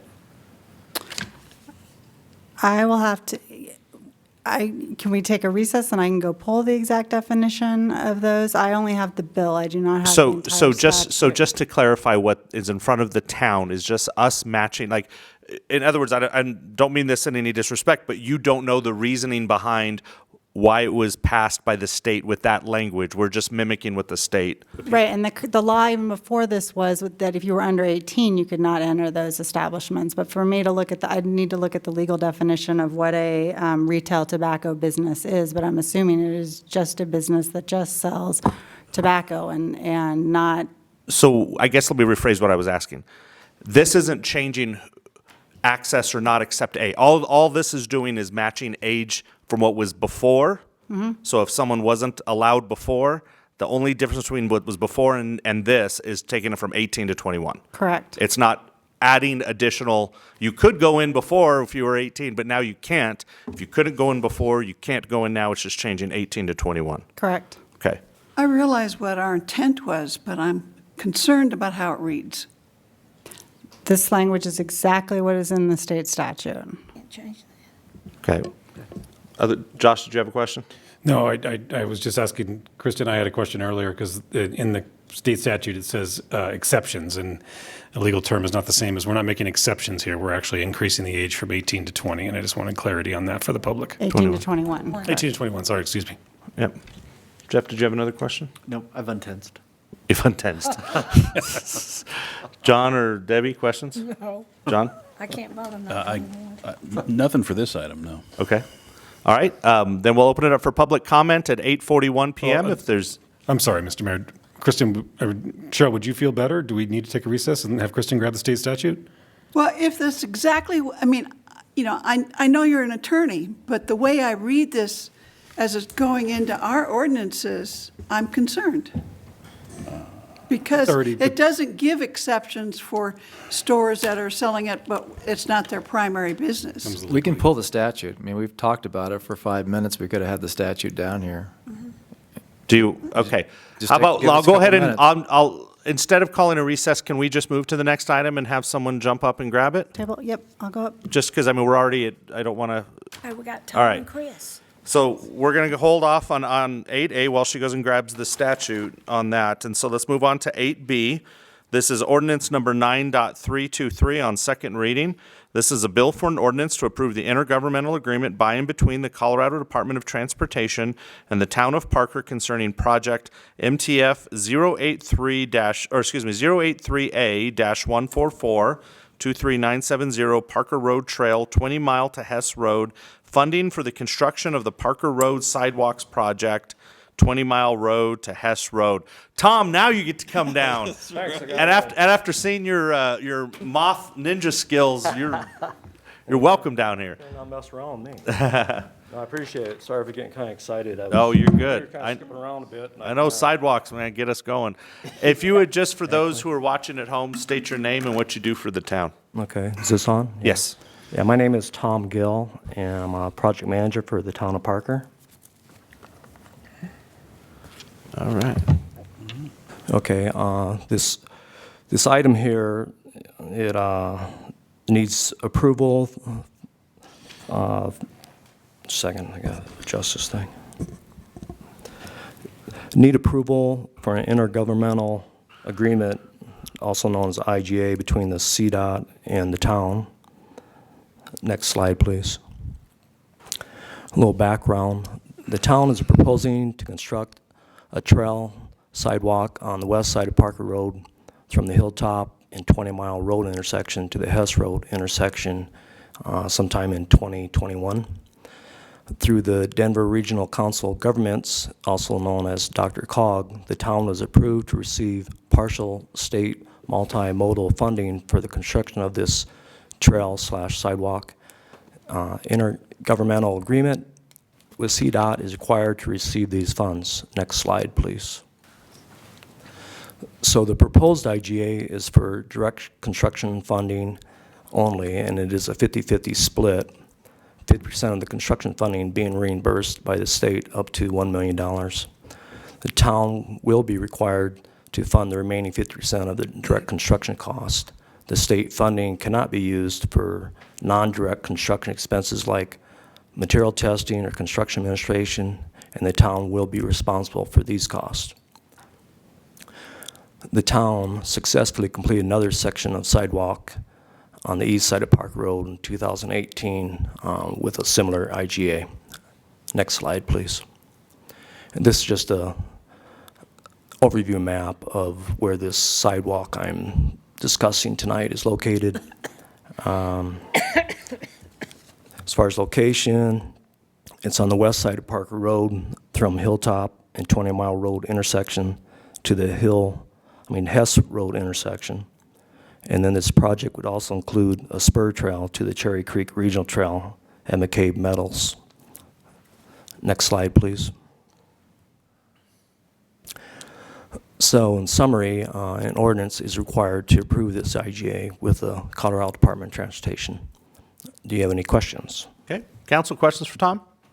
Jeff, was that a question? Yes. Go ahead. So, not a hard thing to do, but you have me all confused I'm as to sorry. what side of the streets we're on. So, this sidewalk is going from 20 Mile Yeah, go ahead. Sorry. on the west side? West side and down to East. Hess. Okay. And this will also include replacing that wooden fence that's falling over. Country Meadows Estates? Yeah. Okay. So then that's that. And then the other piece we talked about last week was the north, correct, to go over Sulphur Gulch and down to Peak 83? Carpet exchange to the old Goodwill, basically, if you're looking at that. Yeah, on the east side. Yeah, but didn't it head all the way down? So Correct. this It's is on not the same one? This is not the same one. This is Okay. on the west side of Parker Road, the one we talked about yesterday. Sorry for all the confusion, but it's on the east side of Parker Road. So this is the next step going south. Okay. Again, go from kind of the Coles area all the way down to the McCabe Meadows, along Country Meadows, and end at Hess Road. Okay, perfect. And for those at home, that was Chris Hudson, road and sidewalk extraordinaire. CIP And then manager. The other IGA we had talked about at some point was the 60-40 split, right? Not Correct. It's It's basically a 2/3, 1/3 split is what's being proposed. But this one is 50-50. This one's 50/50, Okay. and this is in the current TIP, Transportation Improvement Program. Okay. What you talked about last week with council is a proposed different grant initiative that came out through Dr. and CDOT that we're pursuing. Nothing official yet on it, but we're optimistic we'll be able to get that. I'm getting all my sidewalks melded Separate together. IGA will be required. Yeah, knock on the, there's a lot of wood around us, guys. Knock on it. Yes. Okay, Cheryl, you had a question? Yeah, I do. This is a fairly lengthy sidewalk that you're proposing. What's the crossing to get the east side to the west side? So east side to west side is going to be at signalized intersections. There's no overpasses, no undercrossings in the stretch of Parker Road. Okay. Other questions? I have a comment or a question. John's really got a for- question, Oh, and then sorry. Debbie will do. I'm sorry. No, Oh, please. please, me first? No, Okay. please. Chris, weren't you 12 when we started talking about getting sidewalks along Parker Road? I So wish that was the case, but. Closer, he was 14. I'm thinking we were. Yeah, so this is, I've been with the town over 20 years, and I will tell you, putting a sidewalk along Parker Road has been a goal of town council for over 20 years. This will be I want to say fifth project that we've received, fourth or fifth project. I have to sit back and think about it that we've received, but we've done a lot of them on our own. This is an opportunity, the state set aside some multimodal funds in the last TIP cycle. We had an opportunity to get some of those funds through that Dr. Cog process. And these are state funds. So the good thing that goes with them, there's not as much federal paperwork that's required. There's still a lot of paperwork because the state looks at state funds almost like they're federal, but there are some cost savings. For example, we don't have to do federal payrolls on this project. That's just one of the few changes, but it's an opportunity, and we continue to leverage these opportunities through the TIP cycles. So, thank you. John? Yeah, this is, I think a couple of projects are kind of coming into play, and it's very overwhelming to truly identify the different pots. I remember talking to Bryce when I first got on, and it was just mind-numbing as to what the purpose of certain funds are and how we gain access to it. But I think we've kind of dialed it in a bit over the last few years, and seem to have hit on a little vein of gold to get money Careful. from Don't other jinx it. sources. Don't jinx it, bro. Well, no, I mean, that's just what it is. I mean, what's happened. going back to, 4 or 5 weeks ago, we had a presentation by Tom Williams and Chris Hudson that articulated how much non-town money is going to be brought into the Parker area, and it's overwhelming, $78 million and $98.5 million of projects in and around Parker. And I mean, to me, that's something I think we were talking about in Public Works that just really has never happened here in Parker. So Not since Chris was 12. not since Chris was 12. Actually, 11. He was thinking about it 11. 12 is when you were It actually is good. trying to implement That's it. right. But no, I mean, it's great. Just if anybody else wants to give us money out there, we're open for business. Open for business. So please come on down. All right, we'll go ahead and open it up for public comment at 8:51. If any of our three, okay, Brandy raised her hand. If you could go ahead and promote Brandy, please. Okay, Brandy, go ahead, state your name and address, and same rules as before. Brandy Wilkes, 17402 East Newtown Parkway, Parker, Colorado, 80134. I know you guys are probably getting sick, but I actually love this, and I love that you guys are answering all my questions because I really do want to know about all this. And I really love the idea of the sidewalk. I guess my only thing is I hear constantly about the complaints about the traffic on Parker Road and especially the speed in the traffic. And if we have the sidewalks, kind of touching on what Cheryl said, if we don't have a way to cross people over, then anytime people are wanting to cross, it literally has to stop all the traffic along a highway in Parker. And one of our busiest streets in Parker. So I guess my only concern is, I know we have the underpass at Main Street and Parker Road, and I know that I've spoke with several of you about the expense of overpasses, but if this isn't, if this money is coming from, like you said, the Golden Vein, which is great, is there a way to also add in a safe way for people to cross over Parker Road or under Parker Road without having to stop traffic every time? Because I think these sidewalks are going to get used a tremendous amount of time because we all want these sidewalks everywhere. It makes transportation and walking around and riding bikes just great. But I really am concerned about the traffic coming and stopping and going and stopping and going consistently along Parker Road. Okay. So, thank you. All right, thank you very much. Anyone else for public comment? Okay, Danette, can you confirm? I can confirm there is no one else. Okay, we'll close public comment at 8:52. Brandy's, I think, was more of a comment, more of a statement than necessarily a question to answer. This is a specific sidewalk project, future east-west crossings, like, overpasses, underpasses, and all that are projects that future councils can look at and debate and all of that, correct? This is specific to Correct. This is sidewalk. specific to a sidewalk along Parker Road. We would all love to have more undercrossings and unders and overcrossings of Parker Road, but I will tell you they are millions and millions of dollars, very expensive to build, and we'll have to pursue additional funding. There also needs to be a demand for that. I mean, currently there's people crossing Parker Road at these signalized intersections every day. That's the key, signalized intersections. To get to the Cherry Creek Trail. We have a lot of residents. I think about the crossing at Pine Drive and Indian Pipe from the Preston Hill subdivision. I see multiple people crossing there every day today. It's a condition we have today, and it'll continue in the future. And I wish there was a better way to cross them, but it's something that long-term capital decisions have to be made and other projects prioritized. So, thank you. I'm just glad those signals are so long, because I say it too, and it's like if they were short, I'd feel bad for the people having to sprint across, but at least they seem like they're like 35 or 45 seconds or something. You can look. They're pretty long. We're just really fast in Preston Hills. Yeah, We're just really fast. zoom on by. John? Yeah, and I mean, to kind of further Chris's point, some of these funding pots are so specific in terms of trails or multimodal. You also have the reason why we're getting this funding is because it's along Parker Road. Parker Road is a CDOT facility, a state facility, and it has the car counts to make something like this possible or into contention so we can access money.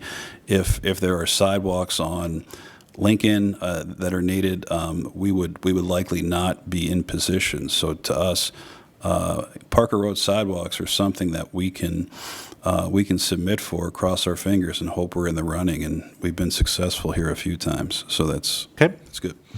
Excellent. All right, with that, I would entertain further discussion or a motion, please, on item 8B.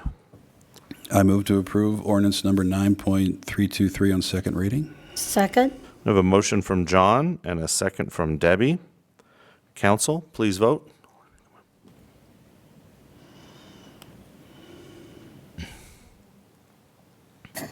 I heard Chris say, uh-oh. That's not good. That's like when your tattoo artist says, uh-oh. How do you spell your first name again? Yeah, exactly. No regrets. Yes.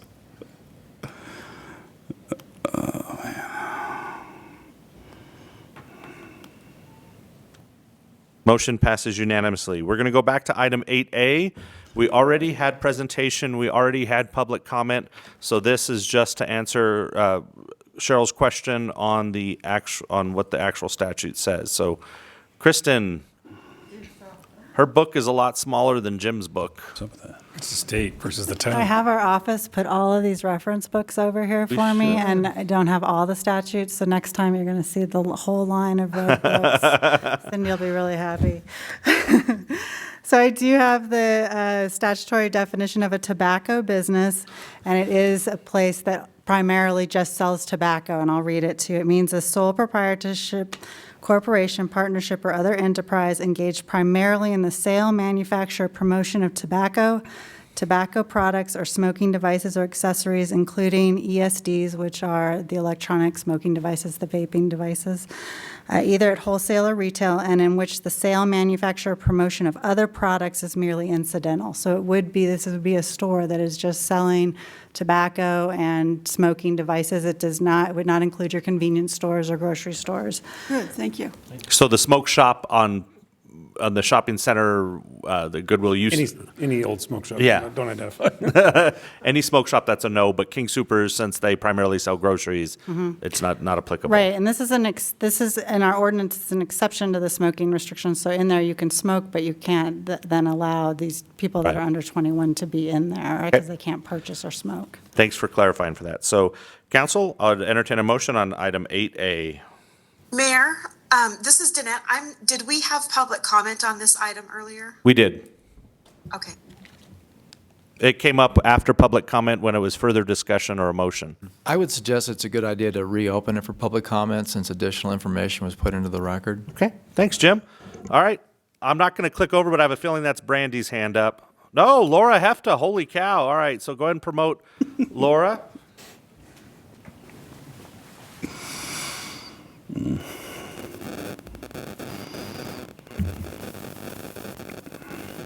Okay, Laura, if you'll state your name and address for the record, and I know you have heard me state the rules a couple times, 3-minute time limit. Okay, can you hear me first of all? Yep, go ahead and state your name and address for the record, please. Great. Okay, this is Laura Hefta, 18236 Shadberry Lane, Parker, Colorado, 80134. And just wanted to ask council, just for public comment and for the record, I know we're changing this from 18 to 21, and I just wanted council or the town administrator or the town attorney to go over the enforcement mechanism for this for the public record. Since again, this is changed from 18 to 21, what fines and or penalties are imposed on small businesses for violating this approximately? What is the enforcement mechanism on those businesses for selling underage products to minors? Thank you very much. Okay, thank you very much, Laura. Anyone else for public comment? No other public comments, Mayor? Okay. Close public comment at 8:59. Kristen, could you let us know about the enforcement? Or Jim? Digging. Whoever wants to dig through whichever manuals they're going through right now. Public flogging. Oh, Laura, go ahead and mute yourself if you don't mind. So the penalty is, it's not a criminal violation, so if you're letting somebody in who's under 21, that's not something you can go to jail for. There's a maximum fine of $499 per offense. Okay. All right. Thank you very much for clarifying that. All right. So with that, I would entertain further discussion or a motion on item 8A. Mr. Mayor, I move to approve ordinance number 5.75.3 on second reading, please. Second. We have a motion from Josh and a second from Debbie. Council, please vote.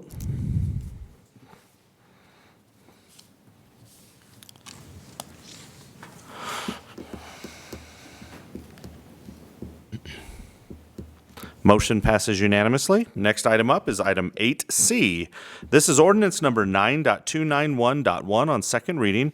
This is a bill for an ordinance approving the amendment to agreement regarding final design and construction of fee-in-lieu drainage and flood control improvements for Green Acres tributary at Compark Village South, agreement number 19-06.01A, project number 107382, by and between Urban Drainage and Flood Control District, DBA Mile High Flood District, and the town of Parker.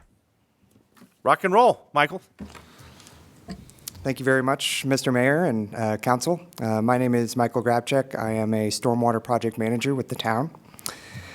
This ordinance is an amendment to the IGA between the town of Parker and the Mile High Flood District to add final design and construction funds to the fee-in-lieu drainageway improvements project. Next slide, please. Ooh. Oh, do we have slides up? We don't see them yet. Please, it's water, please. I want slides. Do we have slides? Is there one up on the screen above us? No? I'm sorry, I don't have any slides for this Okay. presentation. So we get to close our eyes and imagine. Oh, fun. That's All right. and So I just don't give have us the any pretty summations. pictures for you. That's all right. That's fine. So the next slide was just a kind of a brief overview again of fee in lieu improvements. This was something we touched on the first council session in March. Of course, a lot has happened since then, so I thought I'd just kind of really quickly touch on it again. These fee in lieu projects allow developers to satisfy obligations to construct drainage way improvements by funding a project that is then administered by the town and the flood district instead of the developer. This benefits the town and the flood district because it allows us to control of the consultants and contractor selection. It allows control of the design approach as well as the project schedule. It benefits the developers due to quicker federal permitting and development schedule typically. So we do have a few other upcoming fee in lieu projects, those being Lemon and Brandy Gulch over by the Looking Glass development, and Oak and Westro Gulch for the Anthology North development. So just a quick project location and overview, and I'm sorry I don't have the vicinity map up here in front of you. But They should have it in their packets, so. Perfect. This is for Green Acres Tributary. It's approximately just under 5,000 linear feet of drainage way. It's located due west of the intersection of Chambers Road and Highway E470, located upstream of E470 between E470 and the development, the large lot development to the south within the county. Construction will be performed in conjunction with the Compark Village South development, and the mass grading will be performed by the development itself. Improvements are a fee in lieu project, so this is at no cost to both the flood district and the town. So just a few project details, and actually earlier in the council session, a couple pictures were shown, so hopefully just imagine that in your head.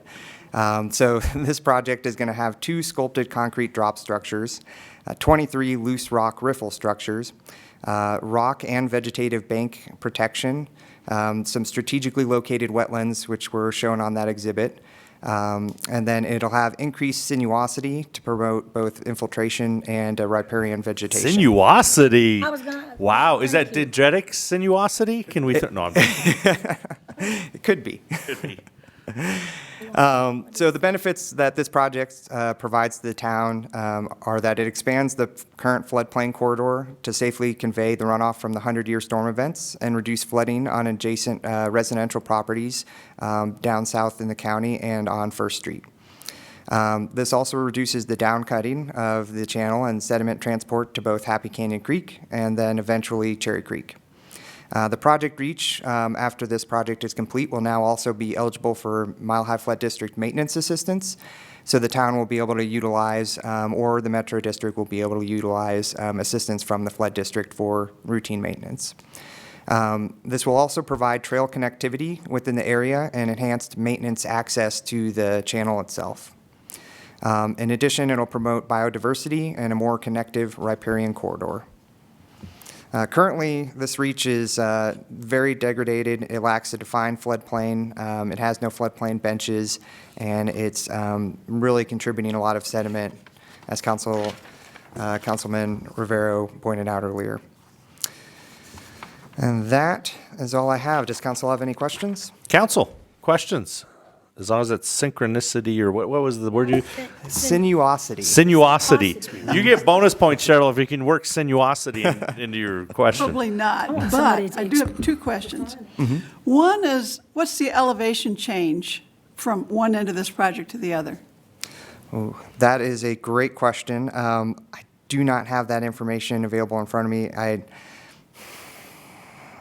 I cannot recall, but I could get you that information. I'm sorry. Okay, and then I'm assuming it's, going downhill to the north. Mm-hmm. So where is this going? Do you have a retention pond? Is it going into the Cherry Creek area, or what's happening there? Excellent question. So It generally travels south to north, and there's an existing culvert that goes under E470. So our project will stop connecting into that existing culvert.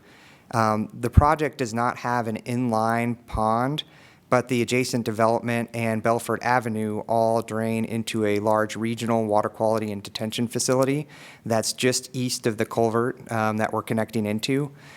So really all flows from this development will be routed either through individual ponds up north for the commercial area, or for the residential in Belford will be routed to the east to that regional detention and water quality facility.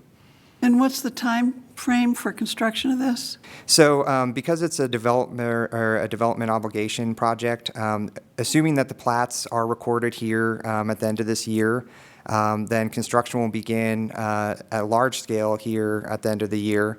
And then it'll be several months, probably about 3 to 4 months before the rough grading of the channel is far enough along for the flood district in the town to get our contractors in to start doing really the fine tuning and the actual improvements, the riffle structures and the drop structures. It's my understanding. Capacity. It's my understanding they'll actually have to advance the funds to the town as a part of a subdivision agreement, which will probably be recorded before the end of the year. So we'll actually have funds in hand before the end of the year. Correct. And then capacity of the off-site retention ponds, they're going to be adequate and they're built? Correct. So, well, they will be adequate. They aren't built currently. The northern commercial ones will have individual ponds specifically tailored to those commercial developments as they come before council and go through the approval process. The regional pond, which will handle all of Belford Avenue and all of the development to the south, the residential development, that'll come in immediately with that mass grading as well, and that'll have full capacity for everything contributing to it. Okay, thank you.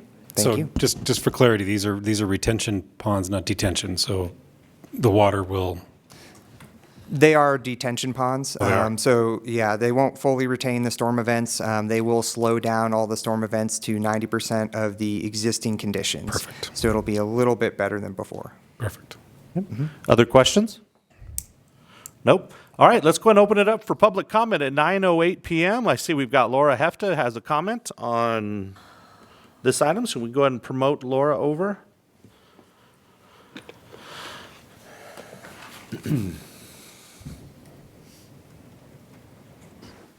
Okay, Laura, go ahead and unmute yourself, and then if you could state your name and address for the record, please.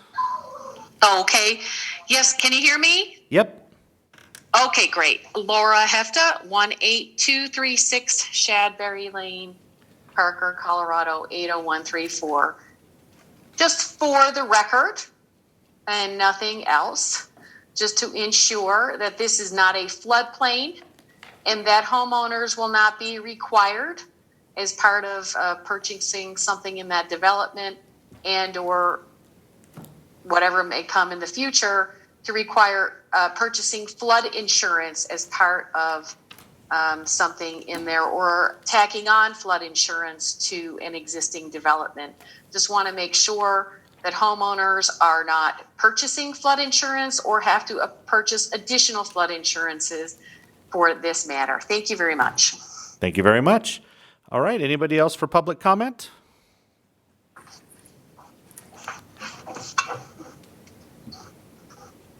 I don't see any other hands. Danette, can you confirm that no one else for public? Laura's doing dishes. Yeah. All right. There are no other public comments, Mayor? Okay, thank you very much. We'll go ahead and close public comment at 9:10 p.m. Michael, could you go ahead and address that question? Yes, definitely, and it's a very good question from Laura. So the floodplain will be redefined to be within the limits of the tract containing the channel itself. This will be outside of both the Belford Avenue right-of-way and the adjacent commercial, as well as the residential. So no additional floodplain insurance will be required for any of the residential lots. Okay. Great. Thank you very much. Did you see that moth take a dive bomb in front of Chris Hudson? That's like the hot seat over there, dude. All right. With that, I would entertain further discussion from council or a motion, please, on this. If I may, just a quick comment. I just want to, again, kudos to staff and the developers. The fee and lieu program is outstanding. It saves us as citizens money in the long run. no offense to these developers or any developers, but there has been situations where stream improvements have been made by the developers that are inadequate to carry the volumes or the velocities that they create by creating impervious surfaces. This allows us to step up in the beginning and create a stream that can handle these volumes and does not do further damage either downstream or in the existing tributary. So kudos to the fee and lieu system and kudos to these developers for handing up that money up front. Thank you very much, Josh. Came that close to sinuosity. Sinuosity. I'm just going to say, with the greatest sinuosity, I would like to move. No, I'm just kidding. I have no idea, but I don't want to know what the definition is because it just sounds so poetic. Absorbs more. All right. Further discussion or motion, please? I move to approve ordinance number 9.291.1 on second reading, please. Second. We have a motion from Josh and we have a second from Jeff. Council, please vote.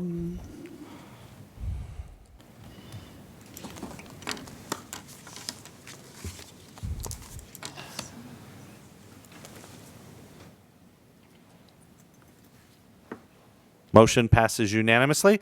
With no further business before council, we will adjourn at 9:12 p.m. Everyone watching at home, go wash your hands.